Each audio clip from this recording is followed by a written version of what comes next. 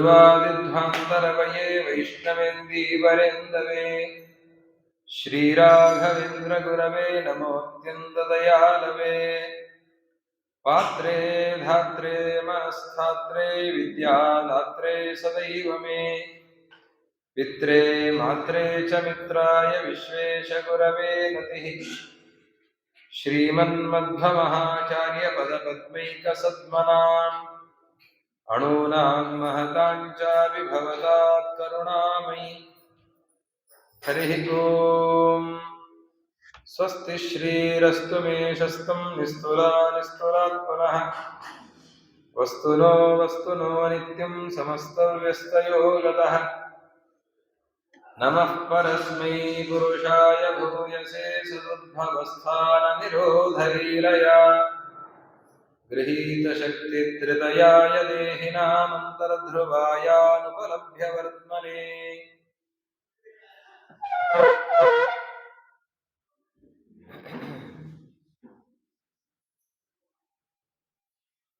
ಅರಣ್ಯಕಾಚಾರ್ಯರು ಪರಮಾತ್ಮನ ಧ್ಯಾನವನ್ನು ಮಾಡುವ ಕ್ರಮವನ್ನು ನಿರೂಪಣೆ ಮಾಡಿದ್ದಾರೆ.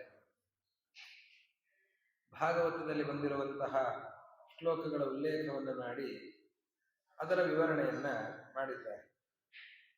ಇಷ್ಟು ವಿವರಣೆಯನ್ನ ಮಾಡಿ ಒಂದು ಸರ್ತಿ ಒಂದು ವಿಚಾರವನ್ನ ಮಾಡ್ತಾರೆ.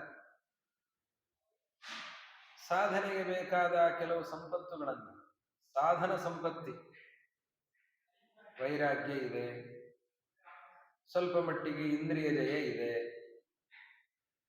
ಭಕ್ತಿ, ಪರಮಾತ್ಮನ ಬಗ್ಗೆ, ಗುರುಗಳ ಬಗ್ಗೆ ಭಕ್ತಿ ಇದೆ. ಇಷ್ಟೆಲ್ಲ ಸಾಮಾನ್ಯವಾಗಿ ಇದ್ದು ಭಗವಂತನ ಸೇವೆಯನ್ನು ಮಾಡಬೇಕು ಅಂತನೋ ಹಂಬಲ ಇದೆ.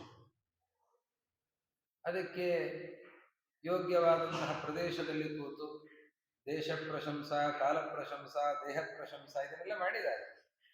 ಯೋಗ್ಯವಾದ ಪ್ರದೇಶದಲ್ಲಿ ಕೂತು, ಏಕಾಂತದಲ್ಲಿ ಕೂತು ಭಗವಂತನ ಧ್ಯಾನವನ್ನ ಚಿಂತನೆ ಮಾಡಬೇಕು ಅಂತ ಅಪೇಕ್ಷೆ ಇರುತ್ತದೆ. ಅಂತಹ ಅಪೇಕ್ಷೆ ಮೂಡಿದೆ ನಮ್ಮಂಥವರ ಸ್ಥಿತಿಯಲ್ಲಿ. ಸ್ವಲ್ಪ ಮಟ್ಟಿಗೆ ಏನೂ ಇಲ್ಲ ಅಂತೇನಿಲ್ಲ, ಆದರೆ ಸ್ವಲ್ಪ ಮಟ್ಟಿಗೆ ಇಷ್ಟು ಸಂಪಾದನೆ ಮಾಡಿದಾಗ ಕೆಲವು ಗೊಂದಲಗಳು ಬರುತ್ತದೆ. ಮನಸ್ಸಿನಲ್ಲಿ ಕೆಲವು ಜಿಜ್ಞಾಸೆಗಳು, ಕೆಲವು ಪ್ರಶ್ನೆಗಳು ಮೂಡುತ್ತವೆ. ಅದೇನು ಪ್ರಶ್ನೆಗಳು? ಬಹಳ ಸುಂದರವಾಗಿ ನಿರೂಪಣೆ ಮಾಡುತ್ತಾರೆ. 13 ಪ್ರಶ್ನೆಗಳನ್ನ ಹೇಳ್ತಾರೆ ವಿಷ್ಣು ತೀರ್ಥ. ಎಂತಹ ಪ್ರಶ್ನೆಗಳು! ಉಪಾಸಕನಾದವನಿಗೆ ಅವನ ಮನಸ್ಸಿನಲ್ಲಿ ಮೂಡುವಂತಹ ಪ್ರಶ್ನೆಗಳು ಎಂಥವು? ಆ ಪ್ರಶ್ನೆಗಳನ್ನು ಹೇಳಿ ಭಾಗವತ ಶ್ಲೋಕಗಳಿಂದ ಅದಕ್ಕೆ ಉತ್ತರವನ್ನು ಕೊಡುವ ಕ್ರಮ ಏನಿದೆ, ಅದು ಆ ವಿಷ್ಣು ತೀರ್ಥರ ಕ್ರಮ. ಅದು ಅಸಾಧಾರಣವಾದಂತಹ ಕ್ರಮ. ಬಹಳ ಸುಂದರವಾಗಿ ಅದರ ನಿರೂಪಣೆಯನ್ನು ಮಾಡ್ತಾರೆ. ಅನಿಸುತ್ತಂತೆ ಈ ಮನಸ್ಸಿನ ಶುದ್ಧಿ ನಮಗೆ ಎಷ್ಟರ ಮಟ್ಟಿಗೆ ಇದೆ? ಯಾಕೆ ಅಂತಂದ್ರೆ, ಇವತ್ತು ಮನಃಪರಿಶುದ್ಧಿಗಾಗಿ ಕೆಲವು ಆಚರಣೆಗಳನ್ನು ಮಾಡಿದ್ದೇವೆ, ಹೌದು. ಆದ್ರೆ ಮನಸ್ಸು ಸಂಪೂರ್ಣವಾಗಿ ಶುದ್ಧ ಆಗಲಿಲ್ಲ. ಮತ್ತೆ ಅದು ಬೇಕು ಇದು ಬೇಕು ಅಂತ ನಾವು ಆಸೆಗಳು ಮನಸ್ಸಿನಲ್ಲಿ ಮೂಡುತ್ತವೆ. ವಿಷಯಗಳ ಅಪೇಕ್ಷೆನೇ ಉಂಟಾಗ್ತದೆ. ಹಾಗಾದ್ರೆ ಇಂತಹ ವಿಷಯದ ಅಪೇಕ್ಷೆನೇ ಇಲ್ಲದೆ ಇರುವಂತಹ ಅತ್ಯಂತ ಪರಿಶುದ್ಧವಾದ ಮನಸ್ಸು ಅದು ಹೇಗಾಗಲಿಕ್ಕೆ ಸಾಧ್ಯ? ಮನಃಪರಿಶುದ್ಧಿ ಚೆನ್ನಾಗಿ ಆಗಬೇಕು, ಪ್ರಶಸ್ತವಾದ ಮನಃಪರಿಶುದ್ಧಿ ಆಗಬೇಕು. ಅದು ಹೇಗಾಗಲಿಕ್ಕೆ ಸಾಧ್ಯ? ಅದಕ್ಕೆ ನಮ್ಮ ಮನಸ್ಸು ಅತ್ಯಂತ ಪರಿಶುದ್ಧ ಆಗಬೇಕು ಅಂತ ನಾವು ತೀರ್ಥಯಾತ್ರೆ ಮಾಡಬೇಕಾ, ಕ್ಷೇತ್ರ ಯಾತ್ರೆಗಳನ್ನು ಮಾಡಬೇಕಾ, ಅಲ್ಲಿ ದರ್ಶನಾದಿಗಳನ್ನು ಮಾಡಬೇಕಾ? ಯಾವುದರಿಂದ ನಮಗೆ ಮನಃಪರಿಶುದ್ಧಿ ಆಗ್ಲಿಕ್ಕೆ ಸಾಧ್ಯ ಅನ್ನೋ ಆಲೋಚನೆ ಬರ್ತದೆ. ಆಮೇಲೆ ಬರುವಂತಹ ಆಲೋಚನೆ, ಅನೇಕ ರೀತಿಯ ಕಷ್ಟಗಳು, ಕೆಲವು ಸಂದರ್ಭಗಳಲ್ಲಿ ಕಷ್ಟಗಳು ಬರುತ್ತವೆ. ಇವತ್ತಿದೆ, ಇನ್ನೊಂದಿಲ್ಲ, ಇದೇ ಇಲ್ಲ ಅಂತನ್ನುವ ಗೊಂದಲಗಳು. ಕೆಲವರು ಬೇಕಾದವರು ಮರಣವನ್ನು ಹೊಂದಿದ್ದಾರೆ, ಆವಾಗ ಅದರಿಂದ ಆಗುವಂತಹ ದುಃಖ. ಹೀಗೆ ಅನೇಕ ರೀತಿಯ ದುಃಖಗಳು. ಈ ದುಃಖಗಳಿಂದ ನಾವು ತೊಳಲಾಡ್ತಾ ಇದ್ದೇವೆ. ಈ ದುಃಖ ಆಗಬಾರದು. ನಮಗೆ ಗೀತೆಯನ್ನು ಕೇಳಿದ್ದೇವೆ, ಭಾಗವತವನ್ನು ಕೇಳಿದ್ದೇವೆ. ನಮ್ಮ ಮನಸ್ಸು ಯಾವುದರಿಂದಲೂ ಕೂಡ ಗೊಂದಲಕ್ಕೊಳಗಾಗಬಾರದು, ದುಃಖ ಆಗಬಾರ್ದು. ನಮಗೆ ಅದು ಯಾವುದರಿಂದ ಆಗ್ಲಿಕ್ಕೆ ಸಾಧ್ಯ? ಯಾತ್ರೆ ಇದನ್ನೆಲ್ಲ ಮಾಡೋದ್ರಿಂದ ಅಂತಹ ಮನಸ್ಸು ಯಾವ ಗೊಂದಲಕ್ಕೂ ಒಳಗಾಗೋದಿಲ್ಲ, ದುಃಖಾದಿಗಳಾಗೋದಿಲ್ಲ ಅಂತ ಆಗ್ತದ ಹೇಗೆ ಅಂತ ಮತ್ತೆ ಆಲೋಚನೆ ಬರ್ತದೆ. ಆಮೇಲೆ ದೇವರ ಚಿಂತನೆ ಮಾಡಬೇಕಪ್ಪ. ದೇವರ ಚಿಂತನೆಯನ್ನು ಮಾಡಬೇಕು ಅಂತ ಹೇಳ್ತಾರೆ. ಹಾಗೆ ನಮಗೂ ಅಪೇಕ್ಷೆ ಇದೆ, ದೇವರ ಚಿಂತನೆ ಮಾಡಬೇಕು. ದೇವರ ಚಿಂತನೆ ಮಾಡಬೇಕು ಅಂತ ಕೂತ್ರೆ ಏನೋ ವಿಘ್ನಗಳು ಬರ್ತದೆ. ಕೇಳಬೇಕು ಅಂತಂದಾಗ ವಿಘ್ನಗಳು, ಹೇಳಬೇಕು ಅಂತಂದಾಗ ವಿಘ್ನಗಳು. ಇಲ್ಲ ದೇವರ ಮನೆಯಲ್ಲಿ ಏಕಾಗ್ರ ಮನಸ್ಸಿನಿಂದ ನಾವು ದೇವರ ಧ್ಯಾನವನ್ನು ಮಾಡುತ್ತೇವೆ ಅಂತಂದ್ರೆ ಅದಕ್ಕೂ ವಿಘ್ನಗಳು. ಮನೆಯಲ್ಲಿ ಕರೀತಾರೆ, ಅಥವಾ ಇನ್ನೇನೋ ಕೆಲಸದ ಒತ್ತಡಗಳಿರುತ್ತದೆ, ಎದ್ದೇಳಬೇಕಾಗ್ತದೆ. ಹೀಗೆ ಮೇಲಿಂದ ಮೇಲೆ ವಿಘ್ನಗಳು ಬರ್ತವೆ. ಈ ವಿಘ್ನಗಳಿಂದ ನಾವು ದೂರಾಗಿ, ಅಂದ್ರೆ ದೇವರ ಚಿಂತನೆ ಮಾಡುವಾಗ ಪ್ರಹ್ಲಾದರಾಜರು ದೇವರ ಚಿಂತನೆ ಮಾಡ್ತಾನೇ ಇದ್ರು, ಧ್ರುವರಾಜರು ದೇವರ ಚಿಂತನೆಯನ್ನು ನಿರಂತರವಾಗಿ ಮಾಡ್ತಾನೇ ಇದ್ರು. ಅವರಿಗೆ ಯಾವ ವಿಘ್ನಗಳು ಬರಲಿಲ್ಲ. ಅಂದ್ರೆ ವಿಘ್ನಗಳು ಬಂದಿಲ್ಲ ಅಂತಿಲ್ಲ, ವಿಘ್ನಗಳು ಬಂದಿವೆ. ಆದರೆ ಅದು ಯಾವುದೂ ಕೂಡ ಧ್ರುವರಾಜರಿಗೆ ವಿಘ್ನ ಆಗಲಿಲ್ಲ. ಅಲ್ಲಿ ಅನೇಕ ದೇವತೆಗಳು ಕ್ರೂರ ಮೃಗ ರೂಪದಲ್ಲಿ ಬಂದು ಗರ್ಜನಾದಿಗಳನ್ನ ಮಾಡಿದ್ದಿದೆ. ಆದರೆ ಧ್ರುವರಾಜರು ಅದು ಯಾವುದಕ್ಕೂ ಮನಸ್ಸನ್ನ ಕೊಡ್ಲೇ ಇಲ್ಲ, ಕಿವಿ ಕೊಡ್ಲೇ ಇಲ್ಲ. ಅವರು ದೇವರ ಚಿಂತನೆ ಬಿಟ್ಟು ಇನ್ನೇನು ಮಾಡಲೇ ಇಲ್ಲ ಅವರು. ಹಾಗೆ ಬಂದ ಎಲ್ಲಾ ವಿಘ್ನಗಳನ್ನು ಕೂಡ ಅವರು ನಿವಾರಣೆ ಮಾಡಿದ್ದಾರೆ. ನಮ್ಗೆ ಯಾಕೆ ಹಾಗಾಗೋದು? ನಾವು ದೇವರ ಚಿಂತನೆ ಮಾಡ್ತೇವೆ ಅಂತ ಕೂತ್ರೆ ಮತ್ತೆ ಮನಸ್ಸು ಬೇರೆ ಕಡೆ ಹೋಗ್ತದೆ, ಆ ವಿಘ್ನಗಳು ನಮ್ಮನ್ನ ಕಾಡ್ತವೆ. ಈ ವಿಘ್ನಗಳು ನಮ್ಮನ್ನ ಕಾಡದಂತೆ ಆಗಬೇಕು ಅಂದ್ರೆ ಏನ್ ಮಾಡಬೇಕು ಅಂತನ್ನುವ ಜಿಜ್ಞಾಸೆ ಮನಸ್ಸಿನಲ್ಲಿ ಮೂಡುತ್ತದೆ. ಆಮೇಲೆ ಪರಮಾತ್ಮನ ಸಾಕ್ಷಾತ್ಕಾರ ಆಗಬೇಕು. ಅಪೇಕ್ಷೆ, ಪ್ರಧಾನವಾದ ಅಪೇಕ್ಷೆ ಏನು? ದೇವರನ್ನು ನೋಡಬೇಕು. ದೇವರನ್ನು ನೋಡ್ಬೇಕಂದ್ರೆ ಏನ್ ಮಾಡಬೇಕು? ಉಪಾಸನೆ ಮಾಡಬೇಕು. ಎಂಥ ಉಪಾಸನೆ ಅದು! ಎಂತಹ ಉಪಾಸನೆಯನ್ನು ಮಾಡಿದ್ರೆ ದೇವರು ಕಾಣಿಸ್ತಾನೆ, ಅದರ ಬಗ್ಗೆ ವಿಚಾರ ಬರ್ತದೆ. ಆ ಅಪರೋಕ್ಷ ಪರಮಾತ್ಮನ ಬಿಂಬ ರೂಪದ ಸಾಕ್ಷಾತ್ಕಾರ ಅದಾಗಬೇಕು ಅಂದ್ರೆ ಆ ಉಪಾಸನೆ ಯಾವ ರೀತಿಯಲ್ಲಿ, ಹೇಗೆ ಅಂತಹ ಉಪಾಸನೆ ಮಾಡಬೇಕು?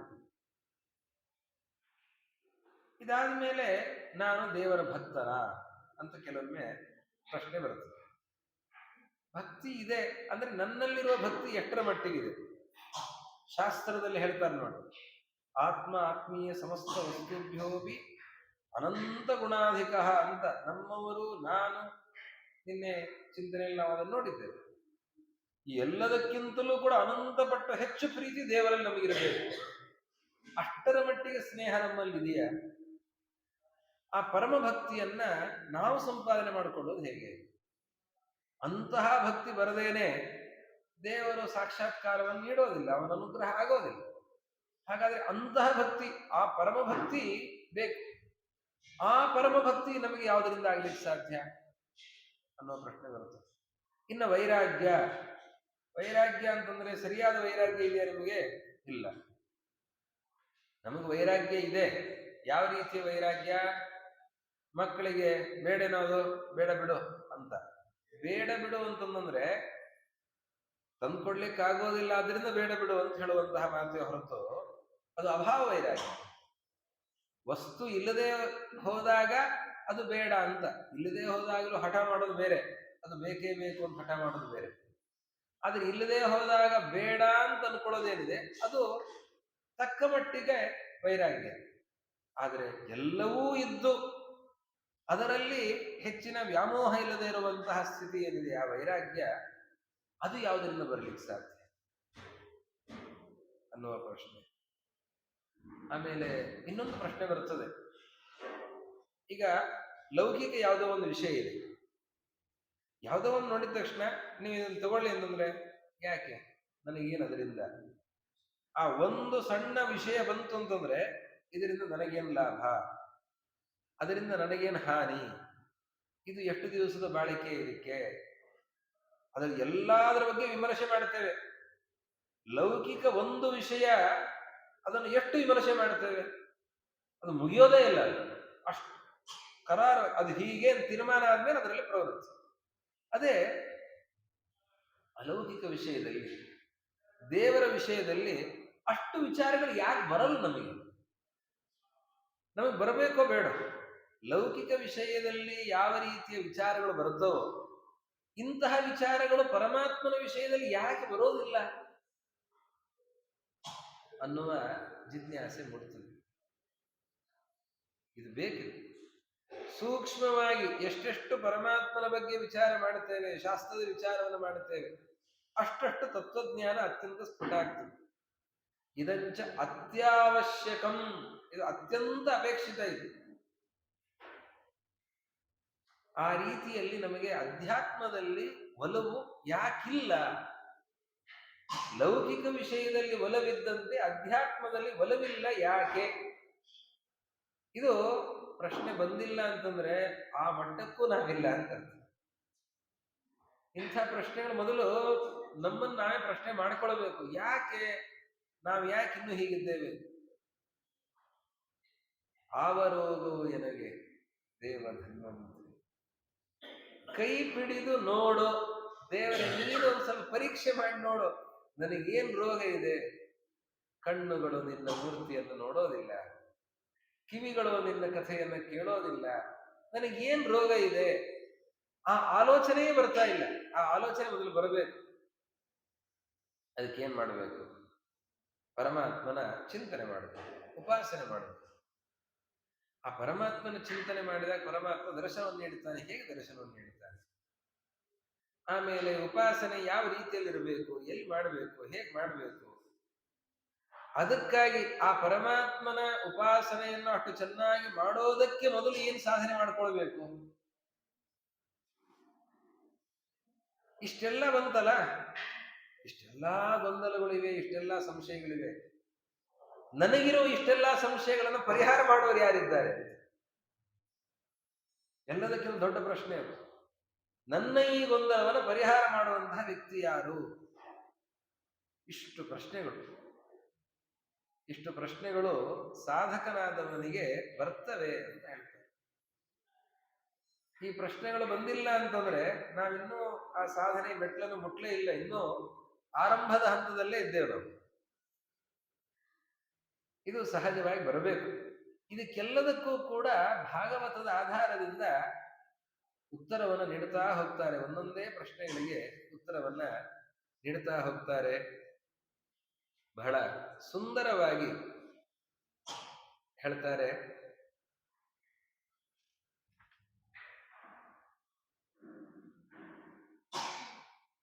ಮೊದಲಿಗೆ ಏನು ಮಾಡಬೇಕು ಅಂತ ಬಂದಂತಹ ಮೊದಲ ಪ್ರಶ್ನೆ ಏನು ಅಂತಂದ್ರೆ, ಮನಃಶುದ್ಧಿ ಯಾವುದರಿಂದ ಅಂತ ಮೊದಲನೇ ಪ್ರಶ್ನೆ ಬಂತು. ಮನಃಶುದ್ಧಿಗೆ ಅನೇಕ ಉಪಾಯಗಳಿವೆ. ಈ ಉಪಾಯದಿಂದ ನಾನು ಮನಃಶುದ್ಧಿಯನ್ನು ಸಂಪಾದನೆ ಮಾಡಿಕೊಳ್ಳೋದಾ? ವಿಷ್ಣು ತೀರ್ಥರು ಕೇಳಿದ್ರು, ತೀರ್ಥಕ್ಷೇತ್ರ ಯಾತ್ರೆಯನ್ನ ಮಾಡಿಕೊಂಡು ನಾನು ಮನಃಶುದ್ಧಿಯನ್ನು ಸಂಪಾದನೆ ಮಾಡಿಕೊಳ್ಳಬೇಕಾ? ಇದು ಅನಿಸುತ್ತೆ ಸಹಜವಾಗಿ. ಅದಕ್ಕೆ ಭಾಗವತದ ಶ್ಲೋಕವನ್ನೇ ಹೇಳ್ತಾರೆ. ಶುದ್ಧಿರ್ನೃಣಾಂ ನತು ತಥೇಡ್ಯ ದುರಾಶಯಾನ ವಿದ್ಯಾಶ್ರುತಾಧ್ಯಯನ ದಾನ ತಪಃ ಕ್ರಿಯಾಭಿಃ ಸತ್ವಾತ್ಮನಾ ಪುರುಷಭತೆ ಯಶಸಿ ಪ್ರವೃದ್ಧ ಸಚ್ಶ್ರದ್ಧಯ ಶ್ರವಣ ಸಂಭೃತಯ ಯಥಾ ಸ್ಯಾತ್. ಮನಸ್ಸು ಕಲುಷಿತವಾಗಿದೆ ಅಥವಾ ಯಾವುದೋ ಸಂಪರ್ಕದಿಂದ ಕಲುಷಿತ ಆಗ್ತದೆ. ಈ ಮನಸ್ಸು ಕಲುಷಿತ ಆಯ್ತು ಅಂತಂದ್ರೆ, ಈ ಮನಸ್ಸನ್ನ ತೊಳಿಬೇಕು ಅಂತಂದ್ರೆ ತಾಮ್ರದ ಪಾತ್ರೆ ಹುಣಸೆ ಹಣ್ಣು ಹಚ್ಚಿ ತೊಳಿಬೇಕು.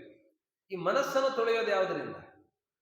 ಮನಸ್ಸು ಬೇರೆ ಬೇರೆ ಕಡೆ ಹೋಗಬಾರದು, ಅದನ್ನ ಶುದ್ಧವಾಗಿ ಇಟ್ಕೊಳ್ಬೇಕು ಅಂದ್ರೆ ಅದಕ್ಕೇನು ಉಪಾಯ ಅಂದ್ರೆ, ನೀವು ಬೇರೆ ಏನು ಮಾಡಿದರೂ ಕೂಡ ಅಷ್ಟು ಸ್ವಚ್ಛ ಆಗೋದಿಲ್ಲ. ಅದಕ್ಕಿರುವ ದಿವ್ಯೌಷಧ, ಒಳ್ಳೆ ಉಪಾಯ, ಸ್ವಚ್ಛತೆಗಾಗಿರುವಂತಹ ಪೀತಾಂಬರಿ ಯಾವುದದು ಅಂತಂದ್ರೆ, ಅದಕ್ಕೆ ಹೇಳ್ತಾರೆ ವಿಷ್ಣು ತೀರ್ಥರು, ಶುಕಾಚಾರ್ಯ ಹೇಳಿದ ಮಾತನ್ನು ಹೇಳ್ತಾರೆ, ಶ್ರವಣ ಸಂಭೃತಯ. ಶ್ರವಣ ಮಾಡಬೇಕು. ಎಷ್ಟೆಷ್ಟು ನಾವು ಭಗವತ್ ಕಥಾ ಶ್ರವಣವನ್ನು ಮಾಡ್ತೇವೆ, ಭಗವಂತನ ಮಹಿಮೆಗಳ ಶ್ರವಣವನ್ನು ಮಾಡ್ತೇವೆ, ಅದರಿಂದ ಏನು ಮನಃ ಪರಿಶುದ್ಧಿ ಆಗ್ತದೆ, ಈ ಪರಿಶುದ್ಧಿ ಇನ್ನು ಯಾವುದರಿಂದಲೂ ಆಗ್ಲಿಕ್ಕೆ ಸಾಧ್ಯ ಇಲ್ಲ. ತೀರ್ಥಕ್ಷೇತ್ರ ಯಾತ್ರೆಯನ್ನು ಮಾಡೋದ್ರೂ ಆಗೋದಿಲ್ಲ, ಇನ್ಯಾವುದರಿಂದಲೂ ಆಗೋದಿಲ್ಲ. ಅನೇಕ ರೀತಿಯ ದುಃಖಗಳಿವೆ ನಮಗೆ, ಆ ದುಃಖಗಳು ಹೋಗೋದು ಹೇಗೆ ಅಂತ ಎರಡನೇ ಪ್ರಶ್ನೆ ಬಂದಿತ್ತು. ಆ ಪ್ರಶ್ನೆಗೆ ಉತ್ತರವನ್ನು ಕೊಟ್ಟರು, ನಿಮ್ಮ ದುಃಖ ಹೋಗಬೇಕಾ, ಹರಿನಾಮ ಸಂಕೀರ್ತನೆಯನ್ನ ಮಾಡಿ ಅಂತ ಹೇಳ್ತಾರೆ. ಭಗವನ್ನಾಮ ಕೀರ್ತನೆಯನ್ನ, ಭಗವದ್ ಗುಣಗಾನಗಳನ್ನ ಅದನ್ನ ಮಾಡಬೇಕು. ಸಂಕೀರ್ತ್ಯಮಾನಃ ಭಗವಾನನಂತಹ, ಪರಮಾತ್ಮನ ಸಂಕೀರ್ತನೆಯನ್ನು ಮಾಡೋದರಿಂದ ಎಲ್ಲ ದುಃಖಗಳು ದೂರ ಆಗ್ತವೆ.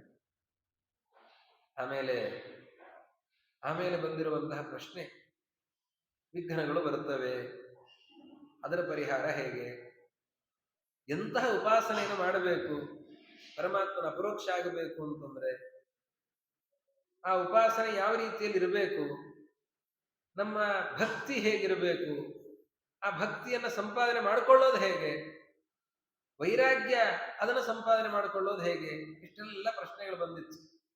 ಈ ಪ್ರಶ್ನೆಗಳಿಗೆಲ್ಲ ಉತ್ತರವನ್ನು ಕೊಡ್ತಾರೆ. ಅವಿಸ್ಮೃತಿ ಕೃಷ್ಣ ಪದಾರವಿಂದಯೋ ಕ್ಷಿಣೋತ್ಯ ಭದ್ರಾಣಿ ಶಮಂ ತನೋತಿ ಚ ಸತ್ವಸ್ಯ ಶುದ್ಧಿಂ ಪರಮಾಂಚ ಭಕ್ತಿಂ ಜ್ಞಾನಂಚ ವಿಜ್ಞಾನ ವಿರಾಗಯುಕ್ತಂ. ಭಾಗವತ ನೋಡುವಾಗ ಎಲ್ಲ ಶ್ಲೋಕಗಳು ಎಲ್ಲರೂ ಕಾಣಿಸ್ತವೆ, ಹೌದು. ಆದ್ರೆ ಆ ದೃಷ್ಟಿ ಇದೆ, ವಿಷ್ಣು ತೀರ್ಥರ ದೃಷ್ಟಿ, ಅದು ಎಂತಹ ಸುಂದರವಾದಂತಹ ದೃಷ್ಟಿ. ಈ ಶ್ಲೋಕವನ್ನು ನೋಡುವಾಗ ಇಷ್ಟು ಅಭಿಪ್ರಾಯ ಈ ಶ್ಲೋಕದಲ್ಲಿ ಇದೆ ಅಂತ ಅನ್ನೋ ಕಲ್ಪನೆ ಬರೋದಿಲ್ಲ. ನಮ್ಮ ಎಲ್ಲಾ ಪ್ರಶ್ನೆಗಳಿಗೂ ಉತ್ತರ ಈ ಶ್ಲೋಕದಲ್ಲಿ ಇದೆ ಅನ್ನೋದನ್ನು ತೋರಿಸಿಕೊಡ್ತಾರೆ. ನಮ್ಮ ಕಷ್ಟ ದೂರ ಆಗಬೇಕು ಅಂದ್ರೆ ಯಾವುದರಿಂದ ಕಷ್ಟ ದೂರ ಆಗ್ಲಿಕ್ಕೆ ಸಾಧ್ಯ? ನಮ್ಮ ಎಲ್ಲ ಅವಂಗಳು ಭಗವಂತನ ಸ್ಮರಣೆ, ಅವಿಸ್ಮೃತಿ, ಅವನನ್ನ ಮರೆಯದಂತೆ ನಿರಂತರವಾಗಿ ಸ್ಮರಣೆ ಮಾಡ್ತಾ ಇದ್ರೆ, ಪರಮಾತ್ಮನ ಹರೇ ಮುರಾರೇ ಅಂತ ಅವನು ಸ್ಮರಣೆ ಮಾಡ್ತಾ ಇದ್ರೆ ಕಷ್ಟಗಳು ತಮ್ಮಿಂದ ತಾವೇ ದೂರ ಆಗಿ ಹೋಗ್ತವೆ. ಅದಕ್ಕೆ ಪ್ರಹ್ಲಾದರಾಜರೇ ನಿದರ್ಶನ. ಪ್ರಹ್ಲಾದರಾಜರಿಗೆ ಎಷ್ಟು ಆಪತ್ತುಗಳನ್ನ ತಂದೊಡ್ಡಿದ್ದಾನೆ ಹಿರಣ್ಯಕಶಿಪು. ಎಲ್ಲ ರೀತಿಯಲ್ಲಿ ಕೊಲ್ಲಬೇಕು ಅಂತ ಪ್ರಯತ್ನವನ್ನ ಮಾಡಿದರೂ ಕೂಡ ಪ್ರಹ್ಲಾದರಾಜರ ಒಂದು ಕೂದಲಿಗೂ ಕೂಡ ಹಾನಿಯಾಗಲಿಲ್ಲ. ಪ್ರಹ್ಲಾದರಾಜರು ಆನಂದವಾಗಿದ್ರು. ಅದು ಯಾವುದರಿಂದ ಸಾಧ್ಯ ಆಯಿತು? ನಿರಂತರವಾಗಿ ಹರಿಪಾದ ಸ್ಮರಣೆಯಿಂದ ಸಾಧ್ಯವಾಯಿತು. ಆದ್ರಿಂದ ಏನ್ ಮಾಡಬೇಕು ಅಂತಂದ್ರೆ ಪರಮಾತ್ಮನ ಸ್ಮರಣೆಯನ್ನ ನಿರಂತರವಾಗಿ ಮಾಡ್ತಾ ಇದ್ದಾರೆ. ಅದರಿಂದ ಎಲ್ಲ ಕಷ್ಟಗಳು ದೂರ ಆಗ್ತವೆ. ಏನೇ ಕಷ್ಟ ಇದೆ ಅಂತಂದ್ರೆ ಅದಕ್ಕೇನ್ ಮಾಡಬೇಕು ಅಂದ್ರೆ ಭಗವಂತನ ಸ್ಮರಣೆಯನ್ನು ಮಾಡಬೇಕು. ಮೊನ್ನೆ ಮಂತ್ರಾಲಯಕ್ಕೆ ಹೋದಾಗ ಅಲ್ಲೊಂದು ಕಡೆ ನೋಡಿದೆ, ಈಗ ಎಲ್ಲರೂ ಕಷ್ಟ ಬಂದ್ರೆ ಏನ್ ಮಾಡ್ತಾರೆ? ಗುರುಗಳ ಹತ್ರ ಬರ್ತಾರೆ, ರಾಯರ ಹತ್ರ ಬಂದು ಸ್ವಾಮಿ ನಮಗ್ ಕಷ್ಟ ಇದೆ ಅಂತ ಹೇಳ್ತಾರೆ. ಕಷ್ಟ ಬಂದಾಗ ಗುರುಗಳ ಹತ್ರ ಬಂದು ನಮಗ್ ಕಷ್ಟ ಇದೆ ಅಂತ ಹೇಳಬೇಡಿ, ಕಷ್ಟಕ್ಕೆ ಹೇಳಿ ರಾಯರಿದ್ದಾರೆ ಅಂತ ಬರೆದಿದ್ರು ಒಂದ್ ಕಡೆ. ಅಂದ್ರೆ ನಮಗೆ ಅಷ್ಟು ಅಚಲವಾದಂತಹ ವಿಶ್ವಾಸ ಇರಬೇಕು. ಗುರು ಸ್ಮರಣೆ, ದೇವರ ಸ್ಮರಣೆ ಮಾಡಿದರೆ ಎಲ್ಲ ಕಷ್ಟಗಳು ಕೂಡ ದೂರ ಆಗ್ತವೆ. ಅವರ ಸ್ಮರಣೆ ಅದು ಕ್ಷಿಣೋತಿ ಅಭದ್ರಾಣಿ. ಆ ಸ್ಮರಣೆಗೆ ಅಂತಹ ಶಕ್ತಿ ಇದೆ. ಹರಿಸ್ಮರಣೆ, ಗುರುಸ್ಮರಣೆಗೆ ಅಂತಹ ಶಕ್ತಿ ಇದೆ. ಎಲ್ಲ ಕಷ್ಟಗಳನ್ನು ಅದರಿಂದಲೇ ನಾವು ಎದುರಿಸಬಹುದು. ಆಮೇಲೆ ಒಂದು ಪ್ರಶ್ನೆ, ಪರಮಾತ್ಮನ ಅಪರೋಕ್ಷ ಆಗಬೇಕು ಅಂದ್ರೆ ಉಪಾಸನೆಯಿಂದ ಆಗಬೇಕು. ಉಪಾಸನೆ ಅಂದ್ರೆ ಎಂತಹ ಉಪಾಸನೆ ಅಂತಂದ್ರೆ ಅದಕ್ಕೆ ಹೇಳಿದ್ರು, ನಿರಂತರವಾದಂತಹ ಎಲ್ಲಿಯೂ ಎಡಬಿಡದೇನೆ ಶ್ರದ್ಧೆಯಿಂದ, ಆದರ ಮತ್ತು ನೈರಂತರ್ಯ ಅಂತ ಹೇಳ್ತಾರೆ. ಶ್ರದ್ಧೆ ಮತ್ತೆ ಎಡಬಿಡದೇನೆ ಇರಬೇಕು. ಎಣ್ಣೆ ತೆಗಿಬೇಕು ಅಂದ್ರೆ ಒಂದ್ಸರ್ತಿ ಸುತ್ತ ಹಾಕಿಬಿಟ್ರೆ ಎಣ್ಣೆ ಬರೋದೇ ಇಲ್ಲ. ಅದು ಚೆನ್ನಾಗಿ ಅದನ್ನ ತಿರುವಿದಾಗ ಮಾತ್ರ ಎಣ್ಣೆ ಬರುತ್ತದೆ. ಬೆಣ್ಣೆ ಬರಬೇಕು ಅಂತಂದ್ರೆ ಹಾಗೆ ಚೆನ್ನಾಗಿ ಮಥನ ಮಾಡಬೇಕು. ಅದು ಬಿಡದೇನೆ ಹಾಗೆ ಮಥನ ಮಾಡಿದ್ರೆ ಬೆಣ್ಣೆ ಬರ್ತದೆ. ಹಾಗೆ ಪರಮಾತ್ಮನ ಅಪರೋಕ್ಷ ಆಗಬೇಕು ಅಂತಂದ್ರೆ ಎಡಬಿಡದೇನೆ ಭಗವಂತನ ಸ್ಮರಣೆ ಮಾಡಬೇಕು. ಕಂಡಲ್ಲಿ ವಿಶ್ವರೂಪವ ಕಾಂಬುವರು ಅಂತನ್ನುವ ಸ್ಥಿತಿಗೆ ಹೋದಾಗ ಪರಮಾತ್ಮನ ದರ್ಶನ ಆಗ್ತದೆ. ಎಲ್ಲ ಕಡೆಯಲ್ಲೂ ಪರಮಾತ್ಮನ ಕಾಣಬೇಕು, ಯಾವಾಗಲೂ ಪರಮಾತ್ಮನ ಕಾಣಬೇಕು, ಶ್ರದ್ಧೆಯಿಂದ ಪರಮಾತ್ಮನ ಕಾಣಬೇಕು. ಅದರಲ್ಲಿ ಆದರ ಮತ್ತೆ ನೈರಂತರ್ಯ ಎರಡು ಪ್ರಧಾನವಾದಂತಹ ಅಂಶ. ಶ್ರದ್ಧೆಯ ಕೊರತೆ ಇರಬಾರದು, ಚೆನ್ನಾಗಿ ಶ್ರದ್ಧೆ ಇರಬೇಕು, ಮತ್ತೆ ನಿರಂತರವಾಗಿರಬೇಕು. ಎಡಬಿಡದೇನೆ ಆ ಪರಮಾತ್ಮನ ಚಿಂತನೆ ನಮಗೆ ಬಂದ್ರೆ ಆವಾಗ ಆಗುತ್ತೆ. ಗೋಪಿಕಾ ಸ್ತ್ರೀಯರು ಅವರು ಎಲ್ಲಾ ಕಡೆಯಲ್ಲೂ ದೇವರನ್ನು ನೋಡ್ತಾರೆ. ಯಾವ ವಸ್ತುವನ್ನು ನೋಡಿದ್ರು ಅಲ್ಲಿ ದೇವರು ಕಾಣಿಸ್ತಾ ಇದ್ದಾನೆ. ಅವರು ತುಳಸಿಯನ್ನು ನೋಡ್ತಾರೆ, ತುಳಸಿ ನೀನಿಲ್ಲದೇನೆ ಪರಮಾತ್ಮ ಪೂಜೆಯನ್ನು ಸ್ವೀಕಾರ ಮಾಡೋದಿಲ್ಲ, ನಿನ್ನಲ್ಲಿ ನೆಲೆಸಿದ್ದಾನೆ. ತುಳಸಿ ಕಾನನಂ ಯತ್ರ, ಅಲ್ಲಿ ದೇವರ ಸನ್ನಿಧಾನ ಇದೆ. ಒಂದು ಮರವನ್ನು ನೋಡ್ತಾರೆ, ಅಶ್ವತ್ಥ ವೃಕ್ಷ, ನಿನ್ನಲ್ಲಿ ಮೂಲತೋ ಬ್ರಹ್ಮರೂಪಾಯ ಮಧ್ಯತೋ ವಿಷ್ಣು ರೂಪೇಣೆ, ಮಧ್ಯದಲ್ಲಿ ಪರಮಾತ್ಮ ನೆಲೆಸಿದ್ದಾನೆ. ಯಾವ ವಸ್ತುವನ್ನು ನೋಡ್ತಾರೆ, ಬಿದಿರನ್ನು ನೋಡ್ತಾರೆ, ಬಿದಿರು ನೀನೇ ಕೊಳಲಾಗಿ ಕೃಷ್ಣನ ಕೈಯಲ್ಲಿದ್ದಿ ಅಂತಂತಾರೆ. ಯಾವ ವಸ್ತುವನ್ನು ನೋಡಿದ್ರು ಅಲ್ಲಿ ಕೃಷ್ಣ ನೆನಪಾಗುತ್ತೆ. ಈ ಸ್ಥಿತಿಯಲ್ಲಿ ಗೋಪಿಕಾ ಸ್ತ್ರೀಯರಿದ್ದದ್ದಕ್ಕೆ ಸರ್ವಂ ಖಲ್ವಿದಂ ಬ್ರಹ್ಮ ಏನರ್ಥ? ಎಲ್ಲ ಪರಮಾತ್ಮನೇ ಅಂತ ಅರ್ಥ ಅಲ್ಲ, ಎಲ್ಲ ಕಡೆ ಪರಮಾತ್ಮನಿದ್ದಾನೆ ಅಂತ. ಸರ್ವಂ ಖಲ್ವಿದಂ ಬ್ರಹ್ಮ, ಆ ಚಿಂತನೆಯಲ್ಲಿ ಆ ಪಕ್ವತೆಯಲ್ಲಿದ್ದವರು ಗೋಪಿಕಾ ಸ್ತ್ರೀಯರು. ಅದಕ್ಕೆ ಪರಮಾತ್ಮನ ದರ್ಶನ ಆಯ್ತು ಅವರಿಗೆ. ನಮ್ಗೆ ಯಾಕೆ ಆಗೋದಿಲ್ಲ? ನಾವಂತಹ ಭಕ್ತಿಯನ್ನು ಮಾಡ್ತಾ ಇಲ್ಲ. ಅದಕ್ಕೆ ಏನು ಮಾಡಬೇಕು? ಗೋಪಿಕಾ ಸ್ತ್ರೀಯರಿಗಾಯ್ತು, ನಮಗೆ ಯಾಕೆ ಆಗೋದಿಲ್ಲ? ನಾವ್ ಏನು ಮಾಡಬೇಕು? ಅದಕ್ಕೆ ವಿಷ್ಣು ತೀರ್ಥರು ಹೇಳ್ತಾರೆ, ಆದರ ನಯಂತರ್ಯಗಳಿಂದ ಶ್ರದ್ಧೆಯಿಂದ ಎಡಬಿಡದೇನೆ ಪರಮಾತ್ಮನ ಸ್ಮರಣೆಯನ್ನು ಮಾಡಿದ್ರೆ ಅಂತಹ ಪರಮಾತ್ಮನ ದರ್ಶನ ಆಗ್ಲಿಕ್ಕೆ ಸಾಧ್ಯ. ಇದು ಉಪಾಸನೆ ಅಂತಂದ್ರೆ. ಇನ್ನ ಭಕ್ತಿ, ಪರಮ ಭಕ್ತಿ ಅಂತಂದ್ರೆ ಎಂದೆಂದಿಗೂ ಪರಮಾತ್ಮನನ್ನ ಮರೆಯದೇ ಇರೋದು. ಇದು ಈ ರೀತಿಯಲ್ಲಿ ಸ್ಮರಣೆಯನ್ನು ಮಾಡ್ತಾ ಹೋದ್ರೆ ಅಂತಹ ಭಕ್ತಿ, ಅಂತಹ ವೈರಾಗ್ಯ ಅದೆಲ್ಲವೂ ಸಿಗ್ಲಿಕ್ಕೆ ಸಾಧ್ಯ ಅಂತ ಹೀಗೆ ಒಂದೊಂದನ್ನೇ ಹೇಳ್ತಾ, ಇಷ್ಟೆಲ್ಲಾ ಸಂಶಯಗಳ ಪರಿಹಾರವನ್ನು ಮಾಡೋರು ಯಾರು ಅಂತ ಕೇಳಿದ್ರಲ್ಲ, ಅದಕ್ಕೆ ಗುರುಗಳು ಬೇಕು ಅಂತ ಹೇಳಿ ಕೊನೆಯಲ್ಲಿ ಗುರುಗಳ ಮಹತ್ವವನ್ನು ಹೇಳ್ತಾರೆ. ಇದು ಗುರುಗಳು ಅನೇಕರಿರುತ್ತಾರೆ, ಅಕ್ಷರ ಕಲಿಸಿಕೊಟ್ಟವರೆಲ್ಲ ಗುರುಗಳೇ. ಆದರೆ ಪ್ರಧಾನ ಗುರುಗಳು ಅವರನ್ನ ಸ್ವರೂಪೋದ್ಧಾರಕ ಗುರು ಅಂತ ಕರೀತಾರೆ. ಸ್ವರೂಪೋದ್ಧಾರಕ ಗುರುಗಳು ಅಂತ ಹೇಳಿ ಕಂಡವರನ್ನ ಹೇಳ್ತಿರ್ತಾರೆ, ಹಾಗೆಲ್ಲ ಹೇಳಬಾರದು. ಏನು ಸ್ವರೂಪೋದ್ಧಾರಕ ಅಂತಂದ್ರೆ ಏನು? ನಮ್ಮ ವ್ಯಕ್ತಿತ್ವವನ್ನ ತಿಳಿಸಿಕೊಡುವಂಥವ್ರು. ನಾನು ಯಾರು ನನಗೆ ಗೊತ್ತಿಲ್ಲ, ನನ್ನನ್ನ ತಿಳಿಸಿಕೊಡುವಂಥವ್ರು, ಅಂಥವರು ಸ್ವರೂಪೋದ್ಧಾರ. ಅವರಿಗೆ ಗೊತ್ತಿಲ್ಲದೆ ಹೋದ್ರೆ ನಮ್ಮ ಬಗ್ಗೆ ನಮ್ಮನ್ನು ಏನು ಅವ್ರು ತಿಳಿಸಿಕೊಡ್ಲಿಕ್ಕೆ ಸಾಧ್ಯ? ಅಂಥವರು ಅವರು ಯಾರು, ಹೇಗಿರುತ್ತಾರೆ ಅದನ್ನ ಹೇಳ್ತಾರೆ. ಅವರು ಯಾವಾಗಲೂ ಕೂಡ ಪರಮಾತ್ಮನ ಸ್ಮರಣೆಯಲ್ಲಿ ಇರುತ್ತಾರೆ.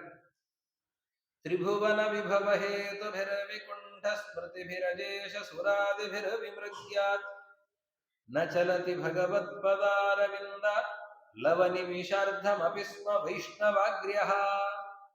ವಿಷ್ಣು ಭಕ್ತ ಶ್ರೇಷ್ಠರಾದಂತಹ ವ್ಯಕ್ತಿಗಳು ಅಂಥವರು ಗುರುಗಳಾಗ್ಲಿಕ್ಕೆ ಸಾಧ್ಯ ಹೊರತು ಕಂಡವರೆಲ್ಲ ಅವರು ಅಕ್ಷರೋಪದೇಶಕ ಗುರುಗಳೇ ಹೊರತಾಗಿ ಸ್ವರೂಪೋದ್ಧಾರಕ ಗುರುಗಳಲ್ಲ. ಬಿಂಬೋಪಾಸನೆಯನ್ನ ತಿಳಿಸಿಕೊಡುವಂತಹ ಗುರುಗಳು.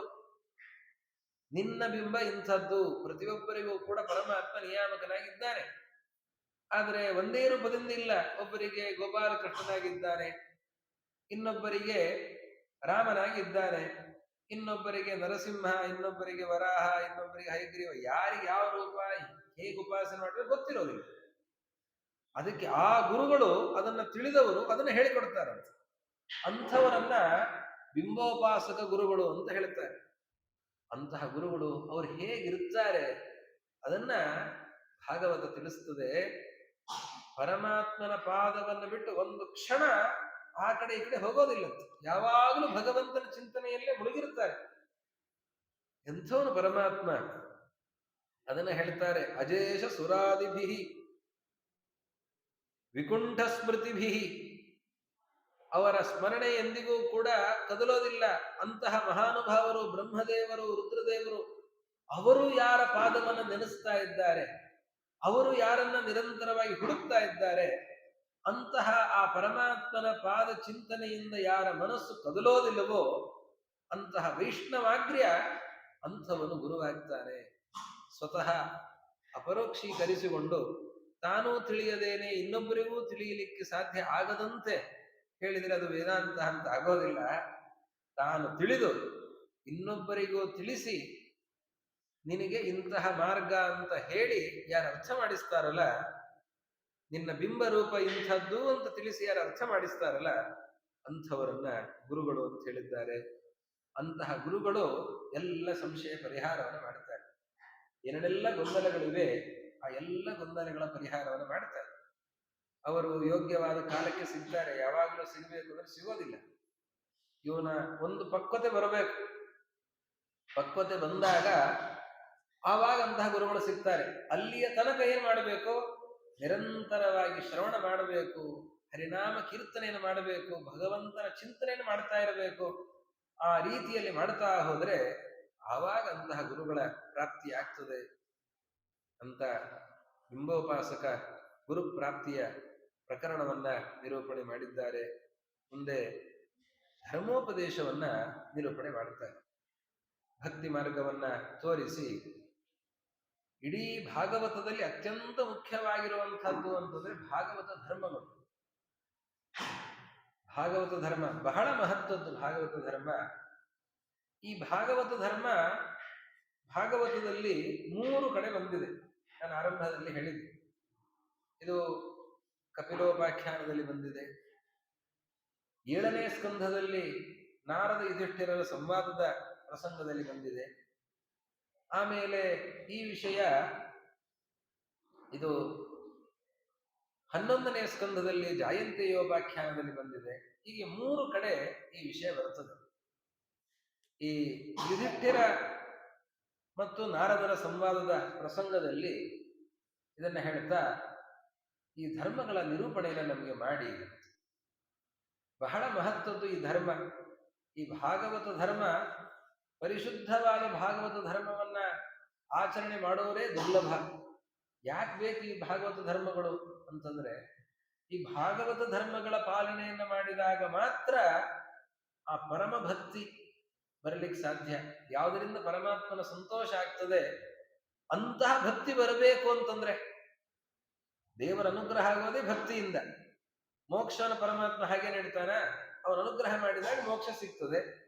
ಅನುಗ್ರಹ ಯಾವಾಗ ಮಾಡ್ತಾನೆ ಪರಮಾತ್ಮ ಅಂತಂದ್ರೆ, ಪರಮಾತ್ಮನಲ್ಲಿ ಅತ್ಯುತ್ತಮವಾದ ಭಕ್ತಿ ಮೂಡಿದಾಗ ಮಾತ್ರ ಪರಮಾತ್ಮ ಅಂತಹ ಅನುಗ್ರಹ ಮಾಡ್ತಾನೆ. ಆ ಭಕ್ತಿ ಬರಬೇಕಂದ್ರೆ ಯಾವುದರಿಂದ ಬರುತ್ತದೆ? ಅದಕ್ಕೆ ಈ ಭಾಗವತ ಧರ್ಮಗಳ ಪಾಲನೆಯನ್ನು ಮಾಡೋದರಿಂದ ಅಂತಹ ಅತ್ಯುತ್ತಮವಾದ ಭಕ್ತಿ ಸಿಗ್ತದೆ, ಭಕ್ತಿ ಬರ್ತದೆ. ಇಲ್ಲ ಅಂತಾದ್ರೆ ಅಂತಹ ಭಕ್ತಿ ಬರ್ಲಿಕ್ಕೆ ಸಾಧ್ಯ ಇಲ್ಲ. ಇದನ್ನ ನಾರದರು ಧರ್ಮರಾಜರಿಗೆ ಹೇಳ್ತಾರೆ. ಧರ್ಮರಾಜರು ಯೋಗ್ಯತೆಯಲ್ಲಿ ದೊಡ್ಡವರು ವಾಸ್ತವವಾಗಿ. ಆದರೆ ಅವತಾರ ಮಾಡಿ ಭೂಮಿಯಲ್ಲಿ ಇದ್ದಾರೆ. ನಾರದರು ಅವರು ತ್ರಿಲೋಕ ಸಂಚಾರಿಗಳು, ಪರಮಾತ್ಮನಿಂದ ಅವರು ಹೇಳ್ತಾರೆ, ನಾನು ನಿನಗೆ ಹೇಳ್ತೇನೆ, ಇದನ್ನ ನನಗೆ ನಾರಾಯಣನೇ ಹೇಳಿದ್ದಾನೆ ಅಂತ. ನಾರಾಯಣ ಅಂತಂದ್ರೆ ಎಂತಹ ನಾರಾಯಣ? ಯಮಧರ್ಮರಾಜನ ಮಗನಾದ ನಾರಾಯಣ. ಯಮಧರ್ಮರಾಜರಿಗೆ ದಕ್ಷ ಪ್ರಜಾಪತಿ ತನ್ನ ಹೆಣ್ಣು ಮಕ್ಕಳನ್ನು ಕೊಡ್ತಾರೆ. ಅಲ್ಲಿ ಆ ಯಮಧರ್ಮರಾಜರಿಗೆ 4 ಜನ ವಿಶೇಷವಾಗಿ ಮಕ್ಕಳು. ಹರಿ, ಕೃಷ್ಣ, ನರ, ನಾರಾಯಣ ಅಂತ 4 ಜನ ಮಕ್ಕಳು. ಅದರಲ್ಲಿ ಒಂದು ರೂಪ ನಾರಾಯಣ ರೂಪ. ಇದು ತಾಪಸ ರೂಪ. ಇದು ಮೂಲ ರೂಪ ಅವತಾರ ರೂಪ. ಇದು ಅವತಾರ ರೂಪ ನಾರಾಯಣ ಅಂತನ್ನುವ ರೂಪ. ಈ ನರನಾರಾಯಣ ರೂಪಗಳೇ ಭರತ ಖಂಡಕ್ಕೆ ಅತ್ಯಂತ ಪ್ರಧಾನವಾದ ರೂಪಗಳು. ಇದನ್ನ ನಾರದಾದಿಗಳು ಉಪಾಸನೆ ಮಾಡುತ್ತಾರೆ ಅಂತ ಭಾಗವತದ ಪಂಚಮ ಸ್ಕಂಧದಲ್ಲಿ ತಿಳಿಸ್ತಾರೆ. ಅಂತಹ ನಾರಾಯಣನಿಂದಲೇನೆ ಸಾಕ್ಷಾತ್ತಾಗಿ ಧರ್ಮವನ್ನ ಕೇಳಿ ತಿಳ್ಕೊಂಡಿದ್ದಾರೆ ನಾರದರು. ಅಂದ್ರೆ ಹಾಗೆ ತಿಳಿಲಿಕ್ಕೆ ಸಾಧ್ಯ ಇಲ್ಲ. ನಾರದರಲ್ಲಿ ವಾಯುದೇವರ ಸನ್ನಿಧಾನ ಇರೋದರಿಂದಾಗಿ ವಾಯುದೇವರನ್ನು ನೋಡಿಕೊಂಡು ಪರಮಾತ್ಮ ಉಪದೇಶ ಮಾಡ್ತಾನೆ. ಇಲ್ಲ ಅಂತಾದ್ರೆ ಪರಮಾತ್ಮ ನೇರವಾಗಿ ಉಪದೇಶ ಮಾಡೋದಿಲ್ಲ. ಒಂದು ಶಸ್ತ್ರಾಸ್ತ್ರ ಉಪದೇಶ ಮಾಡ್ಲಿಕ್ಕೇನೆ ಹಾಗೆ ಉಪದೇಶ ಮಾಡೋದಿಲ್ಲ. ಅರ್ಜುನನಿಗೆ ಅಸ್ತ್ರ ಬೇಕಾಗಿರುತ್ತದೆ. ಜಯದ್ರಥನನ್ನ ಸಂಹಾರ ಮಾಡೋದಕ್ಕೆ ಬೇಕಾದ ವಿದ್ಯೆ ಅಷ್ಟು ಸಾಕಾಗೋದಿಲ್ಲ ಅರ್ಜುನನಿಗೆ. ಅದಕ್ಕೆ ಪರಮಾತ್ಮ ಏನ್ ಮಾಡ್ತಾನೆ ಅಂತಂದ್ರೆ, ಅರ್ಜುನನನ್ನ ಕನಸಿನಲ್ಲಿ ಕೈಲಾಸ ಕರ್ಕೊಂಡು ಹೋಗ್ತಾರೆ. ಅವನೇ ಹೇಳ್ಬಹುದಾಗಿತ್ತಲ್ಲ, ಕೃಷ್ಣ ಹೇಳಬಹುದಾಗಿತ್ತು, ಕೈಲಾಸಕ್ಕೆ ಯಾಕೆ ಕರ್ಕೊಂಡು ಹೋದ ಅಂತಂದ್ರೆ, ಅದಕ್ಕೆ ಇವನಿಗೆ ಅರ್ಜುನನಿಗೆ ಇಂದ್ರ ಅವತಾರ ಆದ್ದರಿಂದಾಗಿ ಇವರಿಗೆ ಗುರು ಯಾರು ಅಂತಂದ್ರೆ ರುದ್ರದೇವರು. ಅವರಿಂದ ಉಪದೇಶ ಆಗಬೇಕು ಅನ್ನೋ ದೃಷ್ಟಿಯಿಂದ ಪರಮಾತ್ಮ ತಾನು ಉಪದೇಶ ಮಾಡದೇನೆ ರುದ್ರದೇವರಿಂದ ಉಪದೇಶ ಮಾಡಿಸ್ತಾನೆ. ಹಾಗಾದ್ರೆ ಈ ನಾರದರಿಗೆ ಹೇಗೆ ಉಪದೇಶ ಮಾಡಿದ್ದು? ನಾರದರಲ್ಲಿ ವಾಯುದೇವರ ವಿಶೇಷವಾದ ಸನ್ನಿಧಾನ ಇರೋದ್ರಿಂದ ಆ ನಾರದರಿಗೆ ಉಪದೇಶ ಆಯಿತು. ಆವಾಗ ನಾರದರು ಏನು ಕೇಳಿದ್ದಾರೆ ಅದನ್ನ ಧರ್ಮರಾಜನ ಮುಂದೆ ಹೇಳ್ತಾ ಇದ್ದಾರೆ, ಅದನ್ನ ನಿರೂಪಿಸ್ತಾ ಇದ್ದಾರೆ. ಅದರಲ್ಲಿ 30 ಧರ್ಮಗಳು, 3 ಕಡೆ ಬರುವಂತಹ 30 ಧರ್ಮಗಳು. ಸತ್ಯಂ ದಯಾ ತಪಶೌಚಂ ತಿತಿಕ್ಷೇಜ್ಯಾ ಶಮೋದಮಃ ಅಹಿಂಸಾ ಬ್ರಹ್ಮಚರ್ಯಂಚ ತ್ಯಾಗ ಸ್ವಾಧ್ಯಾಯ ಆರ್ಜವಂ ಸಂತೋಷ ಸಮದೃಕ್ಸೇವಾ ಗ್ರಾಮ್ಯೇಹೋ ಪರಮಶನೈಃ ನೃಣಾಂ ವಿಪರ್ಯಯೇಕ್ಷ ಮೌನಂ ಆತ್ಮವಿಮರ್ಶನಂ ಅನ್ನಾದ್ಯಾದೇ ಸಂವಿಭಾಗೋ ಭೂತೇಭ್ಯಶ್ಚ ಯಥಾರ್ಹತಃ ತೇಷ್ವಾತ್ಮದೇವತಾ ಬುದ್ಧಿಃ ಸುತರಾಂ ವೃಷಪಾಂಡವ ಶ್ರವಣಂ ಕೀರ್ತನಂ ಚಾಸ್ಯ ಸ್ಮರಣಂ ಮಹತಾಂ ಗತೇಃ ಸೇವೇಜ್ಯಾವನತಿ ಸಖ್ಯಂ ದಾಸ್ಯಮಾತ್ಮಸಮರ್ಪಣಂ ಅಂತ ಇಲ್ಲಿ ನಿರೂಪಣೆ ಮಾಡಿದ್ದಿದೆ. ಅದಾದ ಮೇಲೆ ಸರ್ವತೋ ಮನಸೋ ಸಂಗಂ ಆದೌ ಸಂಗಂಚ ಸಾಧುಷು ದಯಾಂ ಮೈತ್ರೀಂ ಪ್ರಶ್ರಯಂಚ ಭೂತೇಶ್ವದ್ಧಾ ಯಥೋಚಿತಂ ಶೌಚಂ ತಪಃ ತಿತಿಕ್ಷಾಂಚ ಮೌನಂ ಸ್ವಾಧ್ಯಾಯಮಾರ್ಜವಂ ಬ್ರಹ್ಮಚರ್ಯಮಹಿಂಸಾಂಚ ಸಮತ್ವಂ ದ್ವಂದ್ವಸಂಜ್ಞಯೋಃ ಸರ್ವತ್ರಾತ್ಮೇಶ್ವರಾನ್ವೀಕ್ಷಾಂ ಕೈವಲ್ಯಂ ಅನಿಕೇತನಂ ವಿವಿಕ್ತಚೀರವಸನಂ ಸಂತೋಷಂ ಯೇನ ಕೇನಚಿತ್ ಶ್ರದ್ಧಾಂ ಭಾಗವತೆ ಶಾಸ್ತ್ರೇ ನಿಂದಾಮನ್ಯತ್ರ ಚಾಪಿ ಮನೋವಾಕ್ಕಾಯದಂಡಂಚ ಸತ್ಯಂ ಶವದಮಾವಪಿ ಶ್ರವಣಂ ಕೀರ್ತನಂ ಧ್ಯಾನಂ ಹರೇರದ್ಭುತಕರ್ಮಣಃ ಜನ್ಮ ಕರ್ಮ ಗುಣಾನಾಂಚ ತದರ್ಥೇ ಕಿಲ ಚೇಷ್ಟಿತಂ ಅಂತ ಇದನ್ನು ನಿರೂಪಣೆ ಮಾಡಿದ್ದಿದೆ. ಇದು 11ನೇ ಸ್ಕಂದದಲ್ಲಿ ಮೊದಲು ಹೇಳಿದ್ದು, 7ನೇ ಸ್ಕಂದದಲ್ಲಿ ಹೀಗೆ ಮತ್ತೆ 3ನೇ ಸ್ಕಂದದಲ್ಲಿ ಬರುವಂತಹ ಈ ಭಾಗವತ ಧರ್ಮಗಳು ಇದನ್ನೆಲ್ಲವನ್ನು ಕೂಡ ನಿರೂಪಿಸ್ತಾರೆ. ಈ ವಿಷ್ಣು ತೀರ್ಥರ ಇಡೀ ಭಾಗವತ ಸಾರೋದ್ಧಾರದಲ್ಲಿ ಸಾರಭಾಗ ಅಂತಂದ್ರೆ ಈ ಶ್ಲೋಕದ ವಿವರಣೆ. ಧರ್ಮಂತು ಸಾಕ್ಷಾತ್ ಭಗವತ್ ಪ್ರಣೀತಂ ಅನ್ನುವ ಶ್ಲೋಕದ ವಿವರಣೆ. ಈ ಸಂದರ್ಭದಲ್ಲಿ ಎಲ್ಲ ಭಾಗವತ ಧರ್ಮಗಳ ಸಂಕಲನವನ್ನ ಮಾಡಿ ಅದಕ್ಕೆ ಒಂದು ವ್ಯಾಖ್ಯಾನವನ್ನು ಏನು ಮಾಡುತ್ತಾರೆ, ಬಹಳ ಸುಂದರ, ಬಹಳ ಮನೋಜ್ಞವಾಗಿದೆ, ಹೃದಯಂಗಮವಾಗಿದೆ. ಆ ರೀತಿಯಲ್ಲಿ ಇದರ ನಿರೂಪಣೆಯನ್ನ ಮಾಡ್ತಾ ಇದ್ದಾರೆ. ಸರ್ವತಃ ಮನಸಃ ಅಸಂಗಂ, ಎಲ್ಲ ಕಡೆಯಿಂದಲೂ ಕೂಡ ಮನಸ್ಸು ಹೊರತಾಗಬೇಕು, ಬೇರೆ ಕಡೆಯಲ್ಲಿ. ಇದು ಮೊದಲನೇ ಭಾಗವತ ಧರ್ಮ. ಭಗವಂತನಲ್ಲಿ ಭಕ್ತಿ ಮೂಡಬೇಕು ಅಂತಂದ್ರೆ ಏನ್ ಮಾಡಬೇಕು? ಭಕ್ತಿ ಅಂತಂದ್ರೆ ಪರಮಾತ್ಮನಲ್ಲಿ ಪ್ರೇಮ. ಇದಕ್ಕಾಗಿ ಏನ್ ಮಾಡಬೇಕು? ಪರಮಾತ್ಮನಲ್ಲಿ ಅಂತಹ ಪ್ರೀತಿ ಬರಬೇಕು ಅಂತಂದ್ರೆ, ನಮಗೆ ಅಲ್ಲೂ ಪ್ರೀತಿ ಇದೆ ಇಲ್ಲೂ ಪ್ರೀತಿ ಇದೆ ಅಂತಂದ್ರೆ, ಒಬ್ಬನಿಗೆ ಗಂಡನಿಗೆ 2 ಹೆಂಡತಿಯರಿದ್ದಾರೆ, ನಿನ್ನ ಮೇಲೆ ನನಗೆ ಜಾಸ್ತಿ ಪ್ರೀತಿ ಇದೆ ಅಂತ ಏನಾದ್ರೂ ಗಂಡ ಹೇಳಿದ್ರೆ ಅವಳು ಖಂಡಿತವಾಗಿ ಕೇಳ್ತಾಳೆ, ಏನ್ರಿ ನೀವು ಅವಳನ್ನು ಪ್ರೀತಿಸೋದಿಲ್ವಾ ಅಂತ. ಇನ್ನೊಬ್ಬಳ ಮೇಲೆ ನಿಮಗೆ ಆ ಪ್ರೀತಿ ಇಲ್ವಾ ಅಂತ ಕೇಳ್ತಾಳೆ. ಅಂದ್ರೆ ಇನ್ನೊಂದು ವಸ್ತುವಿನಲ್ಲಿ ಅಂತಹ ಪ್ರೀತಿ ಇದ್ರೆ ದೇವರಲ್ಲಿ ನಮಗೆ ಅಸಾಧಾರಣವಾದ ಪ್ರೀತಿ ಇರ್ಲಿಕ್ಕೆ ಸಾಧ್ಯ ಇದೆ. ಅದಕ್ಕೆ ಪರಮಾತ್ಮನ ಹೊರತಾಗಿ ಇನ್ನು ಉಳಿದ ಏನು ವಿಷಯಗಳಿವೆ ಆ ವಿಷಯಗಳಲ್ಲಿ ಅಂತಹ ಆಸಕ್ತಿಯನ್ನು ಮಾಡಬಾರದು. ಸರ್ವತಃ ಮನಸಃ ಅಸಂಗಂ, ಪರಮಾತ್ಮನ ಹೊರತಾಗಿ ಇನ್ನು ಉಳಿದ ಎಲ್ಲಾ ಕಡೆಯಲ್ಲಿಯೂ ಕೂಡ ಆಸಕ್ತಿಯನ್ನ ಮಾಡಬಾರದು.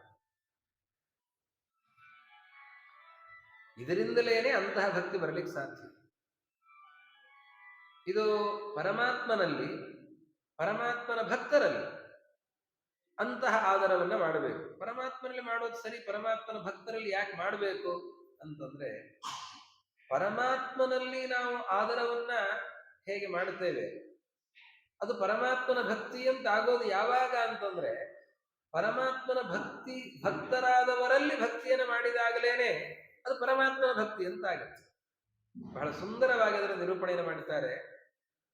ದೇವರಿಗೆ ಅತ್ಯಂತ ಪ್ರಿಯರಾಗಿರುವಂತಹ ಲಕ್ಷ್ಮೀದೇವಿ ಬ್ರಹ್ಮಾದಿಗಳು ಅವರನ್ನೆಲ್ಲ ತಿರಸ್ಕಾರ ಮಾಡಿ, ಎಲ್ಲ ದೇವತೆಗಳನ್ನ ಗುರುಗಳನ್ನ ಎಲ್ಲರನ್ನ ತಿರಸ್ಕಾರ ಮಾಡಿ, ನನಗೆ ದೇವರು ಸಿಕ್ಕರೆ ಸಾಕು, ಬೇರೆ ಏನು ಬೇಡ ಅಂತ ಹೇಳಿದ್ರೆ ದೇವರು ನೀನು ಹೋಗು ಅಂತ ಹೇಳ್ಬಿಡ್ತಾರೆ. ದೇವರವನನ್ನು ಪ್ರೀತಿಸಲಿಕ್ಕೆ ಸಾಧ್ಯ ಇಲ್ಲ. ದೇವರು ಭಕ್ತನಾದವನನ್ನ ಪ್ರೀತಿಸಬೇಕು ಅಂತಂದ್ರೆ, ಇವನ ಭಕ್ತಿಯನ್ನು ಸರಿಯಾಗಬೇಕು ಅಂತಂದ್ರೆ ಪರಮಾತ್ಮನಲ್ಲಿ ಭಕ್ತಿಯನ್ನ ಮಾಡುವಂತೆಯೇ ಪರಮಾತ್ಮನ ಭಕ್ತರಾದವರಲ್ಲಿಯೂ ಭಕ್ತಿಯನ್ನ ಮಾಡಬೇಕು.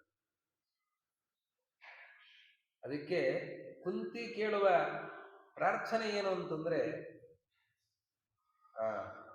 ಸ್ನೇಹಪಾಶಮಿಮಂ ಛಿಂಧಿ ದೃಢಂ ಪಾಂಡುಷು ವೃಷ್ಣಿಷು. ಈ ಸ್ನೇಹಪಾಶವನ್ನು ತುಂಡರಿಸಿಬಿಡು. ಎಂತಹ ಸ್ನೇಹಪಾಶ? ಪಾಂಡವರಲ್ಲಿ ಯಾದವರಲ್ಲಿ ಏನು ಪ್ರೀತಿ ಇದೆ ಅದನ್ನು ತುಂಡರಿಸುವ. ಪರಮಾತ್ಮನ ಭಕ್ತರಾದವರಲ್ಲಿ ಭಕ್ತಿಯನ್ನು ಮಾಡಬೇಕು, ಮತ್ತೆ ಅದನ್ನು ತುಂಡರಿಸು ಅಂತಂದ್ರೆ ಅಂದ್ರೆ ಇವರು ನಮ್ಮ ಮಕ್ಕಳು, ಇವರು ನಮ್ಮ ಬಂಧುಗಳು ಅನ್ನುವ ಕಾರಣದಿಂದ ಏನು ಸ್ನೇಹ ಇದೆ, ಈ ಸ್ನೇಹವನ್ನು ತುಂಡರಿಸು. ಮತ್ತಿನ್ನೇನು? ಹೆಂಡರು ಮಕ್ಕಳು ನಿನ್ನ ತೋಂಡರೆಂಬುವರು. ನಿನ್ನ ಭಕ್ತರು ಅನ್ನುವ ಕಾರಣದಿಂದ ಪರಮಾತ್ಮನಲ್ಲಿ ಭಕ್ತಿ ಬೇಕೇ ಹೊರತಾಗಿ, ಪರಮಾತ್ಮನ ಭಕ್ತರಲ್ಲಿ ಭಕ್ತಿ ಬೇಕೇ ಹೊರತಾಗಿ ಅವರು ನಮ್ಮ ಬಂಧುಗಳು ಅಥವಾ ನಮಗೆ ಆತ್ಮೀಯರಾದವರು, ನಮಗೆ ಉಪಕಾರಕರು, ಈ ದೃಷ್ಟಿಕೋನದಿಂದ ಅವರಲ್ಲಿ ಭಕ್ತಿಯನ್ನು ಮಾಡೋದಲ್ಲ, ಅವರಲ್ಲಿ ಸ್ನೇಹವನ್ನು ಮಾಡೋದಲ್ಲ. ಸಜ್ಜನರಾದವರಲ್ಲಿ ಸ್ನೇಹ ಹೇಗಿರಬೇಕು ಅಂತಂದ್ರೆ, ಅದು ಪರಮಾತ್ಮನ ಭಕ್ತಿಗೆ ಪೂರಕವಾಗಿದ್ದಾಗಲೇನೆ ಅದು ಭಕ್ತಿ ಅಂತಾಗ್ತದೆ. ಈ ರೀತಿಯಲ್ಲಿ ಆ ಭಕ್ತಿಗಾಗಿ ಮೊದಲಿಗೆ ಪರಮಾತ್ಮನ ಭಕ್ತಿ, ಪರಮಾತ್ಮನ ಭಕ್ತರ ಮೇಲಿನ ಭಕ್ತಿ. ಅದಕ್ಕಾಗಿ ವಿಷಯಗಳ ಸಂಬಂಧ, ನಾವು ಹೆಚ್ಚೆಚ್ಚು ವಿಷಯಗಳಿಂದ ಉಪರತರಾಗಬೇಕು, ಅದನ್ನ ತಿಳಿಸಿದ್ದಾರೆ. ಅದಾದ ಮೇಲೆ ಆದೌ ಸಂಗಂಚ ಸಾಧುಷು. ಆದೌ ಯಾವುದು? ಸರ್ವತಃ ಮನಸಃ ಅಸಂಗ. ಆದೌ ಸಂಗಂಚ ಸಾಧುಷು ಅಂತ ಎರಡು. ಆ ಆದೌ ಅನ್ನೋದು ದೇಹಲಿ ದೀಪ ಇದ್ದ ಹಾಗೆ. ಹೊಸ್ತಿಲ ಮೇಲೆ ದೀಪವನ್ನು ಇಟ್ಟರೆ ಆ ದೀಪ ಆ ಕಡೆನೂ ಬೆಳಗ್ತದೆ, ಈ ಕಡೆನೂ ಬೆಳಗ್ತದೆ. ಹಾಗೆ ಈ ಭಾಗವತ ಧರ್ಮಗಳು ಇದನ್ನೆಲ್ಲ ರೂಢಿಸಿಕೊಳ್ಬೇಕು. ಬೇರೆ ವಿಷಯಗಳಲ್ಲಿ ಅನಾಸಕ್ತಿ ಇರಬೇಕು. ಸಜ್ಜನರಲ್ಲಿ ಸಂಗಂಚ ಸಾಧುಷು, ಸಜ್ಜನರ ಸಮಾಗಮ ಆಗಬೇಕು, ಸಜ್ಜನರ ಸಂಪರ್ಕವನ್ನು ಮಾಡಬೇಕು. ಈಗ ಹೇಳಿದಂತೆ ಆ ರೀತಿಯಲ್ಲಿ ಅವರ ಸಂಘವನ್ನ ಮಾಡಿದರೆ ಆವಾಗ ನಮಗೆ ಪರಮಾತ್ಮನ ವಿಶೇಷವಾದ ಅನುಗ್ರಹ ಆಗಲಿಕ್ಕೆ ಸಾಧ್ಯ. ಇದನ್ನ ಹೇಳಿದ ಮೇಲೆ ಶೌಚಂ ಅಂತ ಹೇಳ್ತಾರೆ. ಶೌಚಂ ಶಿಕ್ಷೆ. ಶೌಚವನ್ನ ನಾವು ಅಭ್ಯಾಸ ಮಾಡಿಕೊಳ್ಬೇಕು. ಏನು ಶೌಚ ಅಂತಂದ್ರೆ? ಶೌಚ ಅಂತಂದ್ರೆ ಯಾವುದೇ ಅಶುದ್ಧವಾದ ಪದಾರ್ಥವನ್ನು ಮುಟ್ಟಿದರೂ ಕೂಡ ನಾವು ಶುದ್ಧಿಯನ್ನು ಮಾಡಿಕೊಳ್ಬೇಕು. ಕೈ ತೊಳ್ಕೊಳ್ಬೇಕು. ಕೆಲವು ಸಂದರ್ಭಗಳಲ್ಲಿ ಸ್ನಾನವನ್ನು ಮಾಡಬೇಕು. ಕೆಲವೊಂದು ಕೈ ತೊಳ್ಕೊಂಡ್ರು ಸಾಕು, ಕೆಲವೊಂದಕ್ಕೆ ಸ್ನಾನವನ್ನೇ ಮಾಡಬೇಕಾಗತ್ತೆ. ನಾರಂ ಸ್ಪೃಷ್ಟವ ಅಸ್ಥಿ, ಮನುಷ್ಯ ಸಂಬಂಧಿಯಾದಂತಹ ಅಸ್ಥಿ ಮೊದಲಾದರ ಸ್ಪರ್ಶ ಆಯ್ತು ಅಂತಾದ್ರೆ ಸ್ನಾನವನ್ನೇ ಮಾಡಬೇಕು ಅಂತ. ಹೀಗೆ ಕೆಲವೊಂದಕ್ಕೆ ಈಗ ಮುಸರೆ, ಊಟವನ್ನು ಮಾಡಿದ್ದೇವೆ, ಮುಸರೆ ಆಯ್ತು, ಹಾಗಾದ್ರೆ ಮುಸರೆ ಪಾತ್ರೆಗೆ ತಾಗಿದ್ರೆ ಇಡೀ ಪಾತ್ರೆಯನ್ನು ತೊಳೆದು ಬಿಡುತ್ತೆ. ಹಾಗೆ ನಾವು ಊಟವನ್ನು ಮಾಡಿದಾಗ ಕೈ ಮುಸರೆ ಆಯ್ತಲ್ಲ, ಅದರಿಂದಾಗಿ ಇಡೀ ಶರೀರವನ್ನೇ ತೊಳಿಬೇಕು, ಸ್ನಾನ ಮಾಡಬೇಕು ಅಂತೇನಿಲ್ಲ. ಭೋಜನವನ್ನು ಮಾಡಿದಾಗ ಕೈ ಕಾಲುಗಳನ್ನ ಹೇಳಿದ್ದಾರೆ ಎಷ್ಟು ತೊಳ್ಕೊಳ್ಬೇಕು ಅಂತ. ಮೊಳಕೈ ತನಕ, ಮೊಣಕಾಲಿನ ತನಕ ತೊಳ್ಕೊಳ್ಬೇಕು ಅಂತ. ಮೃತ್ತಿಕಾ ಶೌಚ, ಮಣ್ಣಿನಿಂದ ಶುದ್ಧಿ, ಮಲ ವಿಸರ್ಜನೆ ಇತ್ಯಾದಿಗಳನ್ನು ಮಾಡಿ ಬಂದಾಗ ಅವಾಗ ಮೃತ್ತಿಕಾ ಶೌಚನ ಮಾಡಬೇಕು.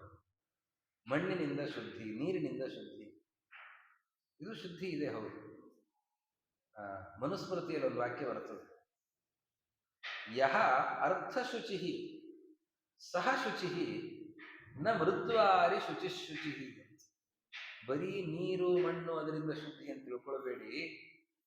ಅದಕ್ಕಿಂತಲೂ ಹೆಚ್ಚಿನ ಶುದ್ಧಿ ಅಂತಂದ್ರೆ ಅರ್ಥ ಶುದ್ಧಿ, ಹಣದ ಶುದ್ಧಿ ಇರಬೇಕು ಅಂತ. ನಾವು ಹಣ ಸಂಪಾದನೆ ಮಾಡ್ತೇವೆ, ಅನ್ಯಾಯದ ಮಾರ್ಗದಿಂದ ಹಣ ಸಂಪಾದನೆ ಮಾಡಿ ನೀವು ಎಷ್ಟೇ ಕೈಕಾಲು ತೊಳ್ಕೊಂಡ್ರೂ ಕೂಡ ಆ ಹಣದಿಂದ ಸಿದ್ಧವಾದಂತಹ ಪದಾರ್ಥಗಳು, ಆ ಪಾಕ ದ್ರವ್ಯಗಳು, ಆ ಪದಾರ್ಥಗಳು ಹೊಟ್ಟೆ ಒಳಗಡೆ ಹೋಗಿ ಅದರ ಪರಿಣಾಮ ಆಗ್ತದೆ, ಬುದ್ಧಿ ಕಲುಷಿತ ಆಗ್ತದೆ.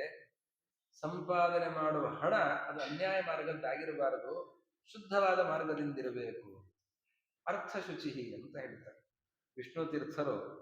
ಅದರ ಮುಂದಿನ ಹೆಜ್ಜೆಗೆ ಹೋಗ್ತಾರೆ. ಬರೀ ನೀರು ಮಣ್ಣು ಸಂಪತ್ತು ಇಷ್ಟದ ಶುದ್ಧಿ ಅಂತ ಅನ್ಕೊಳ್ಬೇಡಿ.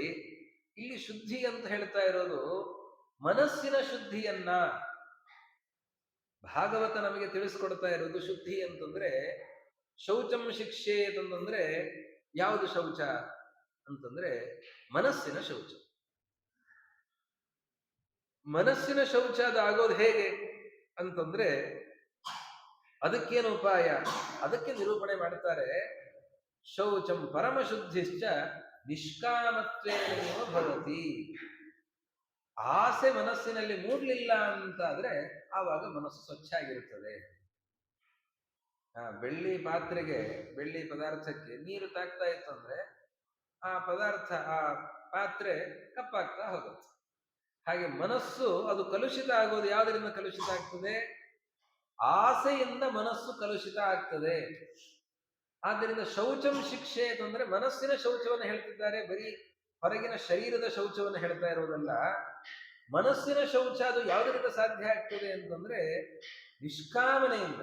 ಯಾವುದು ಆಸೆಯನ್ನ ಬಿಟ್ಟಿದ್ದೇವೆ, ಯಾವುದು ಆಸೆ ಇಲ್ಲ ಅಂತಾದ್ರೆ ಆವಾಗ ಮನಸ್ಸು ಪರಿಶುದ್ಧ ಆಗ್ತದೆ. ಅದಕ್ಕೆ ಆಧಾರವನ್ನು ಕೊಡ್ತಾರೆ. ನಾನೇನೋ ಕಲ್ಪನೆ ಮಾಡಿ ಹೇಳ್ತಾ ಇದ್ದೇನೆ ಅಂತ ತಿಳ್ಕೊಳ್ಬೇಡಿ. ಕರ್ಮ ಸ್ವಸಂಗಮ ಶೌಚಂ. ಕರ್ಮವನ್ನ ಮಾಡೋದು, ಕರ್ಮವನ್ನ ಮಾಡಿ ನನಗೆ ಇದರಿಂದ ಇಂತಹ ಫಲ ಸಿಗಲಿ ಅಂತ ಆಸೆಯನ್ನ ಪಟ್ರೆ ಆವಾಗ ಮನಸ್ಸು ಕಲುಷಿತ ಆಗಿದೆ ಅಂತ ಅರ್ಥ. ಅದಕ್ಕೆ ಅಸಂಗಮ ಕರ್ಮಸು ಅಸಂಗಮ. ಕರ್ಮಗಳನ್ನು ಮಾಡಿಯೂ ಕೂಡ ಆಸೆಯನ್ನು ಪಡ್ಲಿಲ್ಲ ಅಂತ ಆದ್ರೆ ಅದನ್ನ ಶೌಚ ಅಂತ ಕರೆದಿದೆ. ಇದು ಶೌಚ. ಇದನ್ನ ಹೇಳಿದ ಮೇಲೆ ತಪಸ್ಸನ್ನ ಹೇಳ್ತಾರೆ. ತಪಸ್ಸು ಅಂತ, ತಪಸ್ಸು ಅಂತಂದ್ರೆ ನಮಗೆ ಗೊತ್ತಿರುವಂತೆ ತಪ ಆಲೋಚನೆ, ತಪ ಸಂತಾಪ. ಸಂತಾಪ ಅಂತಂದ್ರೆ ಶರೀರ ದಂಡನ, ಉಪವಾಸಾದಿಗಳಿಂದ ಶರೀರದ ದಂಡನ ಮಾಡೋದು. ಅದೇ ರೀತಿಯಲ್ಲಿ ನಿರಂತರವಾಗಿ ಶಾಸ್ತ್ರ ವಿಮರ್ಶೆಯನ್ನು ಮಾಡೋದು, ಇದು ತಪಸ್ಸು ಅಂತ ನಾವು ತಿಳಿದಿದ್ದೇವೆ. ಇದನ್ನೂ ಕೂಡ ಹೇಳಿ ಒಪ್ಪಿಕೊಂಡು ಮುಂದೆ ವಿಷ್ಣು ತೀರ್ಥರಂತಾರೆ ದೊಡ್ಡ ತಪಸ್ಸು ಅಂತಂದ್ರೆ ನಿಷಿದ್ಧೇಶು ಕರ್ಮಸು ಮನೋನಿಗ್ರಹ ಪರಮಂ ತಪಃ. ಯಾವುದೋ ಎದುರಿನಲ್ಲಿದೆ, ನಿಷಿದ್ಧವಾಗಿದೆ, ಅದನ್ನ ತಿನ್ನಬೇಕು ನೋಡಬೇಕು ಅಂತ ಅನಿಸೋದಿಲ್ಲ ಅಂತಂದ್ರೆ ಅದು ನಿಜವಾದ ತಪಸ್ಸು. ನಿಜವಾದ ತಪಸ್ಸು. ಮನೆಯಲ್ಲಿ ಟಿವಿ ಹಾಕಿರ್ತಾರೆ, ಮಕ್ಕಳು ನೋಡ್ತಾ ಇರ್ತಾರೆ, ಅಥವಾ ಇನ್ನೊಬ್ರು ಯಾರು ನೋಡ್ತಿರ್ತಾರೆ. ಹಾಕಿದರೂ ಕೂಡ ಏನ್ರಿ ಟಿವಿ ನೋಡ್ತಾ ಇದ್ದೀರಾ ಅಂತಂದ್ರೆ ನಾನು ಯಾಕೆ ನೋಡ್ಲಿ, ಮಕ್ಕಳು ಹಾಕಿದ್ದಾರೆ ನಾನು ನೋಡ್ತಾ ಇದ್ದೇನೆ. ಮಕ್ಕಳು ಹಾಕಿದ್ರು ನಿನ್ನ ಮನಸ್ಸು ಹೋಗ್ಬಾರ್ದು. ಇದು ತಪಸ್ಸು ಅಂತಂದ್ರೆ ನಿಷಿದ್ಧವಾದಂತಹ ವಿಷಯಗಳಲ್ಲಿ ಮನೋನಿಗ್ರಹ, ಮನಸ್ಸು ಆ ಕಡೆ ಹೋಗೋದಿಲ್ಲ ಅಂತಂದ್ರೆ ಅದು ತಪಸ್ಸು.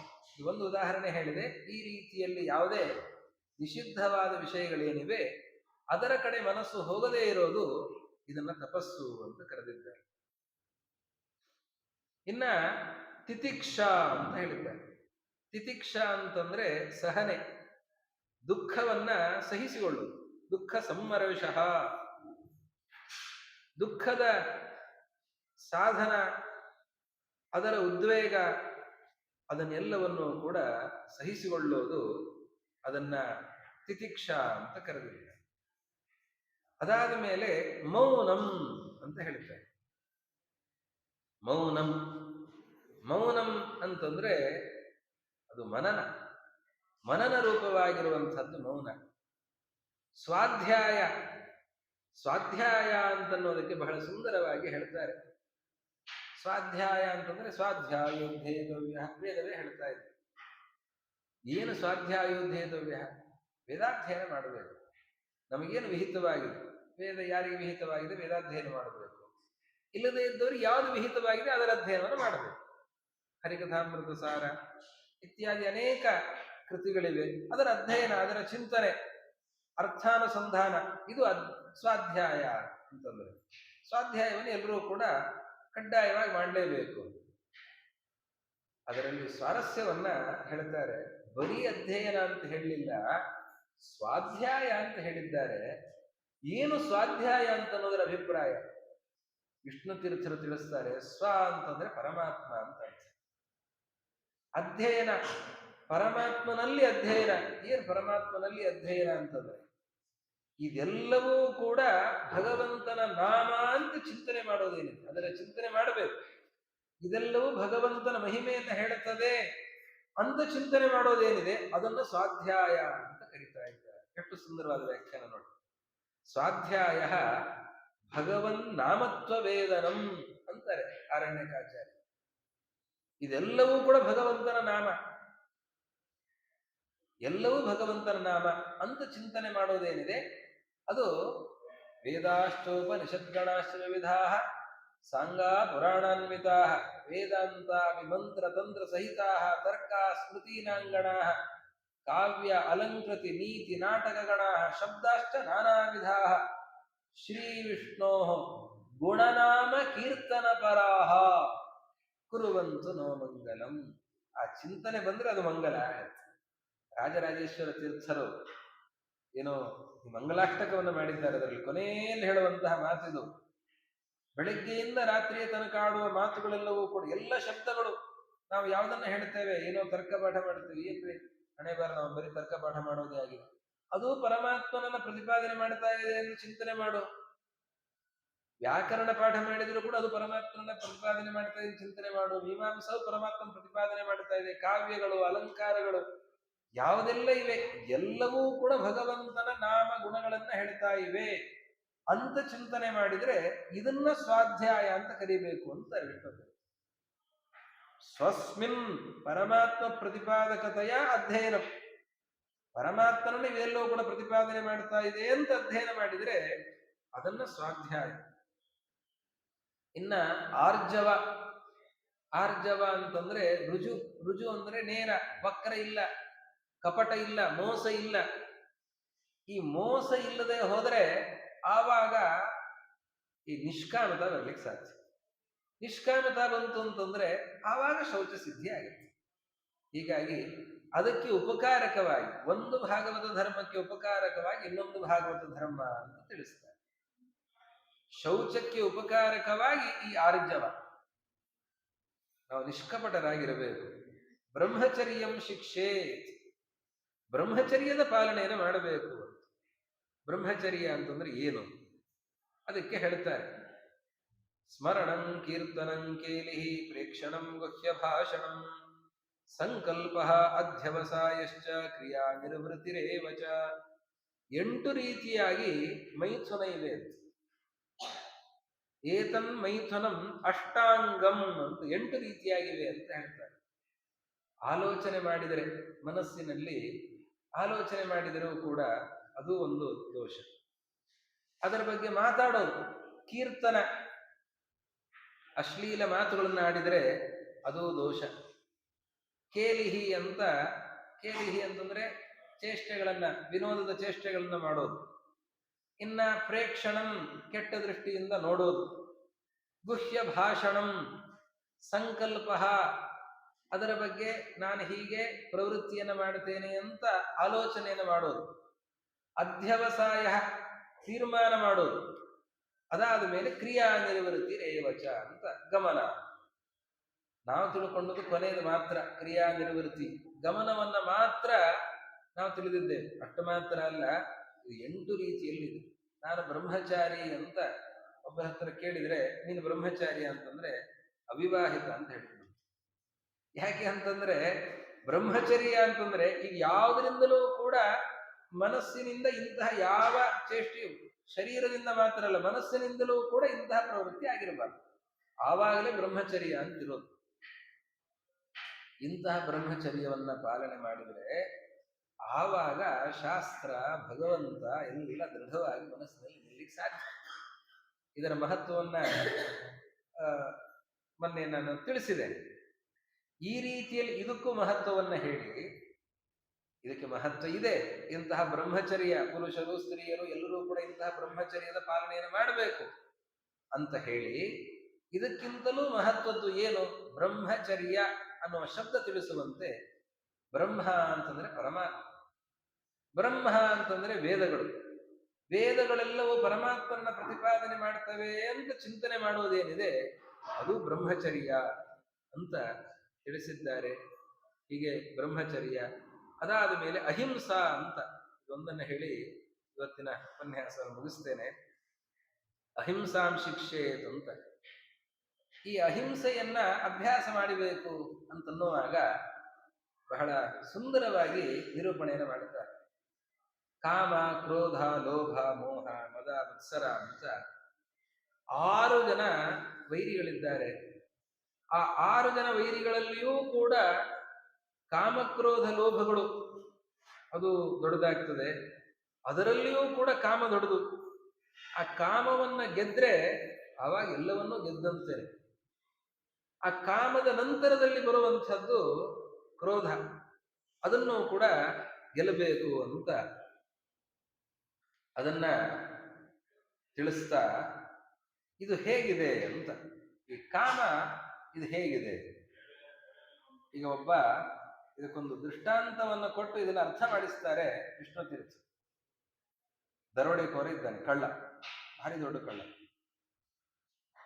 ಅವನ ಜೊತೆಗೆ ಕೆಲವರು ಅವನ ಸಹಚರರಿದ್ದಾರೆ. ಆ ಕಳ್ಳನಿಗೆ ಸಹಚಾರಿಗಳು ಕೆಲವರಿದ್ದಾರೆ. ಇವನೇನ್ ಮಾಡ್ತಾನೆ, ಮಹಾಕಳ್ಳ, ಅವನು ವೇಷ ಮರೆಮಾಚಿಕೊಡ್ತಾನೆ. ಒಬ್ಬ ಶ್ರೀಮಂತನನ್ನು ಗುರುತಿಸಿರ್ತಾನೆ, ಅವನು ಭಾರಿ ಶ್ರೀಮಂತ ವ್ಯಾಪಾರಿ, ಮತ್ತೊಬ್ಬ ಏನೋ ಇದ್ದಾನೆ, ಅವನ ಹತ್ರ ಇರೋ ಹಣ ದೋಚಬೇಕು ಅಂತ. ಅವನ ಹತ್ರ ಇರೋ ಹಣ ದೋಚಬೇಕು ಅಂತ ಹೇಳಿ ಇವನು ಏನ್ ಮಾಡ್ತಾನೆ ಅಂತಂದ್ರೆ, ಇವನು ವೇಷ ಬದಲಾಯಿಸಿಕೊಂಡು ಆ ವ್ಯಾಪಾರಿ ಏನಿದ್ದಾನೆ ನೇರ ಅವನ ಹತ್ರ ಹೋಗೋದಿಲ್ಲ.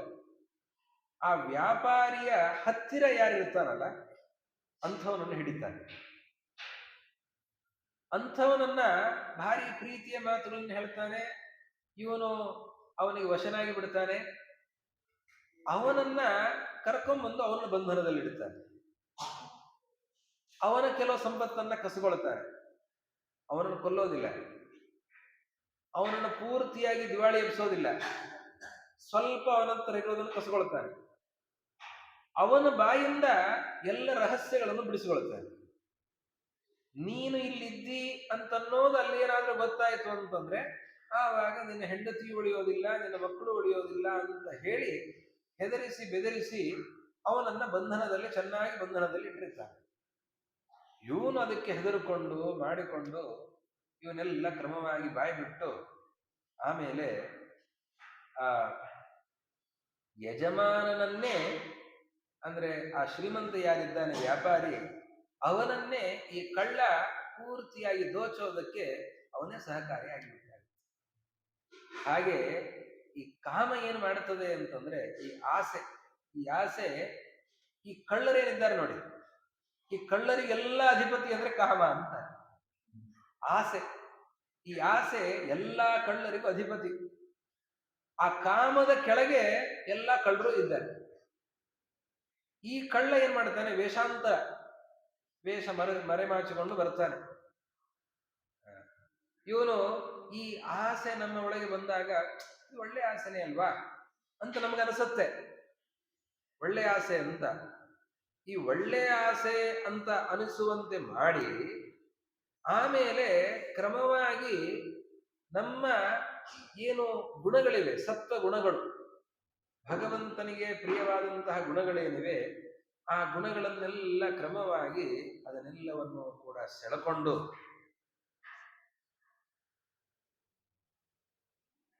ಪೂರ್ತಿಯಾಗಿ ಈ ಜೀವ ಆ ಕಾಮಕ್ಕೆ ವಶನಾಗಿ ನಿಂತುಕೊಳ್ಬೇಕು. ಯಜಮಾನ ಜೀವ, ಆ ಯಜಮಾನನೇ ಈ ಕಾಮಕ್ಕೆ ತುತ್ತಾಗುವಂತೆ ಮಾಡುತ್ತದೆ ಈ ಆಸೆ. ಆದ್ದರಿಂದ ಆಸೆ ಬಹಳ ಕೆಟ್ಟದು, ಎಲ್ಲದಕ್ಕಿಂತಲೂ ಕೆಟ್ಟದ್ದಾಗಿರೋದು ಈ ಆಸೆ. ಅದಕ್ಕೆ ಈ ಆಸೆಯ ನಿಗ್ರಹವನ್ನು ಮಾಡಬೇಕು. ಆಸೆಯನ್ನು, ಆಶಾಹಿ ಪರಮಂ ದುಃಖಂ ನೈರಾಶ್ಯಂ ಪರಮಂ ಸುಖಂ. ಆಸೆಯನ್ನ ಗೆಲ್ಲಬೇಕು. ಆ ಆಸೆಯನ್ನ ಗೆದ್ದು ನಂತರದಲ್ಲಿ, ಆಸೆಯನ್ನ ಗೆದ್ರೆ ಉಳಿದದ್ದನ್ನ ಗೆಲ್ಲೋದು ಸುಲಭ. ಅಹಿಂಸ ಅಂತನ್ನೋದರಿಂದ ಕೋಪವನ್ನ, ಸಿಟ್ಟನ್ನ ಗೆಲ್ಲಬೇಕು ಅಂತ ಹೇಳಿ. ಹಿಂಸೆ ಅದು ಯಾವುದರಿಂದ ಆಗ್ತದೆ? ಸಿಟ್ಟಿನಿಂದ ಹಿಂಸೆ ಆಗುತ್ತೆ. ಸಿಟ್ಟನ್ನ ಗೆದ್ರೆ ಆವಾಗ ಅಹಿಂಸೆ ಅದನ್ನ ಪಾಲನೆ ಮಾಡ್ಲಿಕ್ಕೆ ಸಾಧ್ಯ ಆಗ್ತದೆ. ಹೀಗಾಗಿ ಆ ಸಿಟ್ಟು ಬರೋದು ಯಾವಾಗ? ಕಾಮದಿಂದಲೇ ಸಿಟ್ಟು ಬರುತ್ತೆ. ಸಿಟ್ಟು ಬರೋದೇ ಕಾಮದಿಂದ. ಆಸೆ, ಆಸೆ ಬಂತು, ಆಸೆ ಈಡೇರಿದರೆ ಸಂತೋಷ. ಆಸೆ ಈಡೇರಲಿಲ್ಲ. ಒಬ್ಬಳಿಗೆ ಆಸೆ ಆಯ್ತು, ನನಗೆ ಒಂದು ಒಳ್ಳೆ ರೇಷ್ಮೆ ಸೀರೆ ಬೇಕು ಅಂತ ಆಸೆ ಆಯ್ತು. ಯಜಮಾನ್ರ ಹತ್ರ ಹೇಳ್ತಾರೆ, ನನಗೆ ಇಂತಹ ಸೀರೆಯನ್ನ, ಇಂತಹ ಸೀರೆ, ಈ ಅಂಚಿನ ಸೀರೆಯನ್ನು ಅವರು ಉಟ್ಕೊಂಡಿದ್ದಾರೆ, ಆ ಬಣ್ಣ, ಆ ಅಂಚು ಎಷ್ಟು ಚೆನ್ನಾಗಿದೆ, ನನಗಂಥದ್ದೇ ಸೀರೆಯನ್ನು ಕೊಡಿಸಿ ಅಂತ ಕೇಳ್ತಾರೆ. ಯಜಮಾನರು ಆಗೋದಿಲ್ಲ ಅಂತ ಹೇಳಿದ್ರೆ ಸಿಟ್ಟು ಬರುತ್ತೆ ಅಲ್ವಾ? ಕಾಮ, ಆಸೆ ಇದೆ, ಆಸೆ ಯಾವಾಗ ಈಡೇರಲಿಲ್ಲ ಆವಾಗ ಸಿಟ್ಟು ಬರುತ್ತದೆ. ಇದು ನಿರೀಕ್ಷೆ ಇರುತ್ತದೆ, ಅಪೇಕ್ಷೆ ಇರುತ್ತದೆ, ಅದು ಈಡೇರೋದಿಲ್ಲ. ಅಂತಹ ಸಂದರ್ಭದಲ್ಲಿ ಸಿಟ್ಟು ಬರ್ತದೆ. ಪರೀಕ್ಷೆ ಮಾಡಬಹುದು. ಯಾವಾಗ ನಮಗೆ ಸಿಟ್ಟು ಬಂದರೂ ಕೂಡ ನಾವು ಪರೀಕ್ಷೆ ಮಾಡಬಹುದು, ಯಾಕೆ ನಮಗೆ ಸಿಟ್ಟು ಬಂತು. ಒಂದು ಸಿಟ್ಟು ಬಂದು ಕೂಡಲೇ ಒಂದು ಸ್ವಲ್ಪ ನಿಂತುಕೊಳ್ಬೇಕು. ಯಾಕೆ ಸಿಟ್ಟು ಬಂತು ಆಲೋಚನೆ ಮಾಡಬೇಕು. ಸಿಟ್ಟಿಗೆ ಕಾರಣ ಏನು ಅಂತ.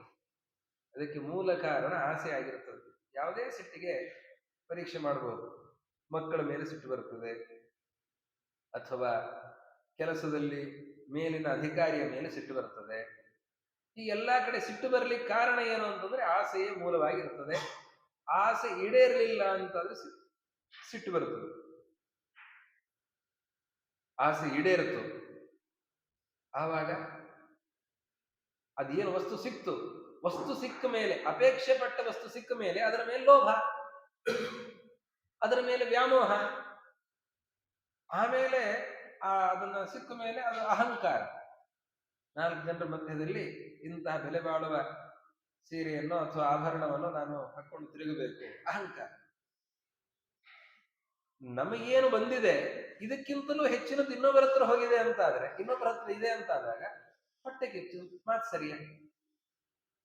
ಹಾಗಾಗಿ ಎಲ್ಲದಕ್ಕೂ ಮೂಲ ಯಾವ್ದಾಯ್ತು? ಕಾಮ ಆಯ್ತು.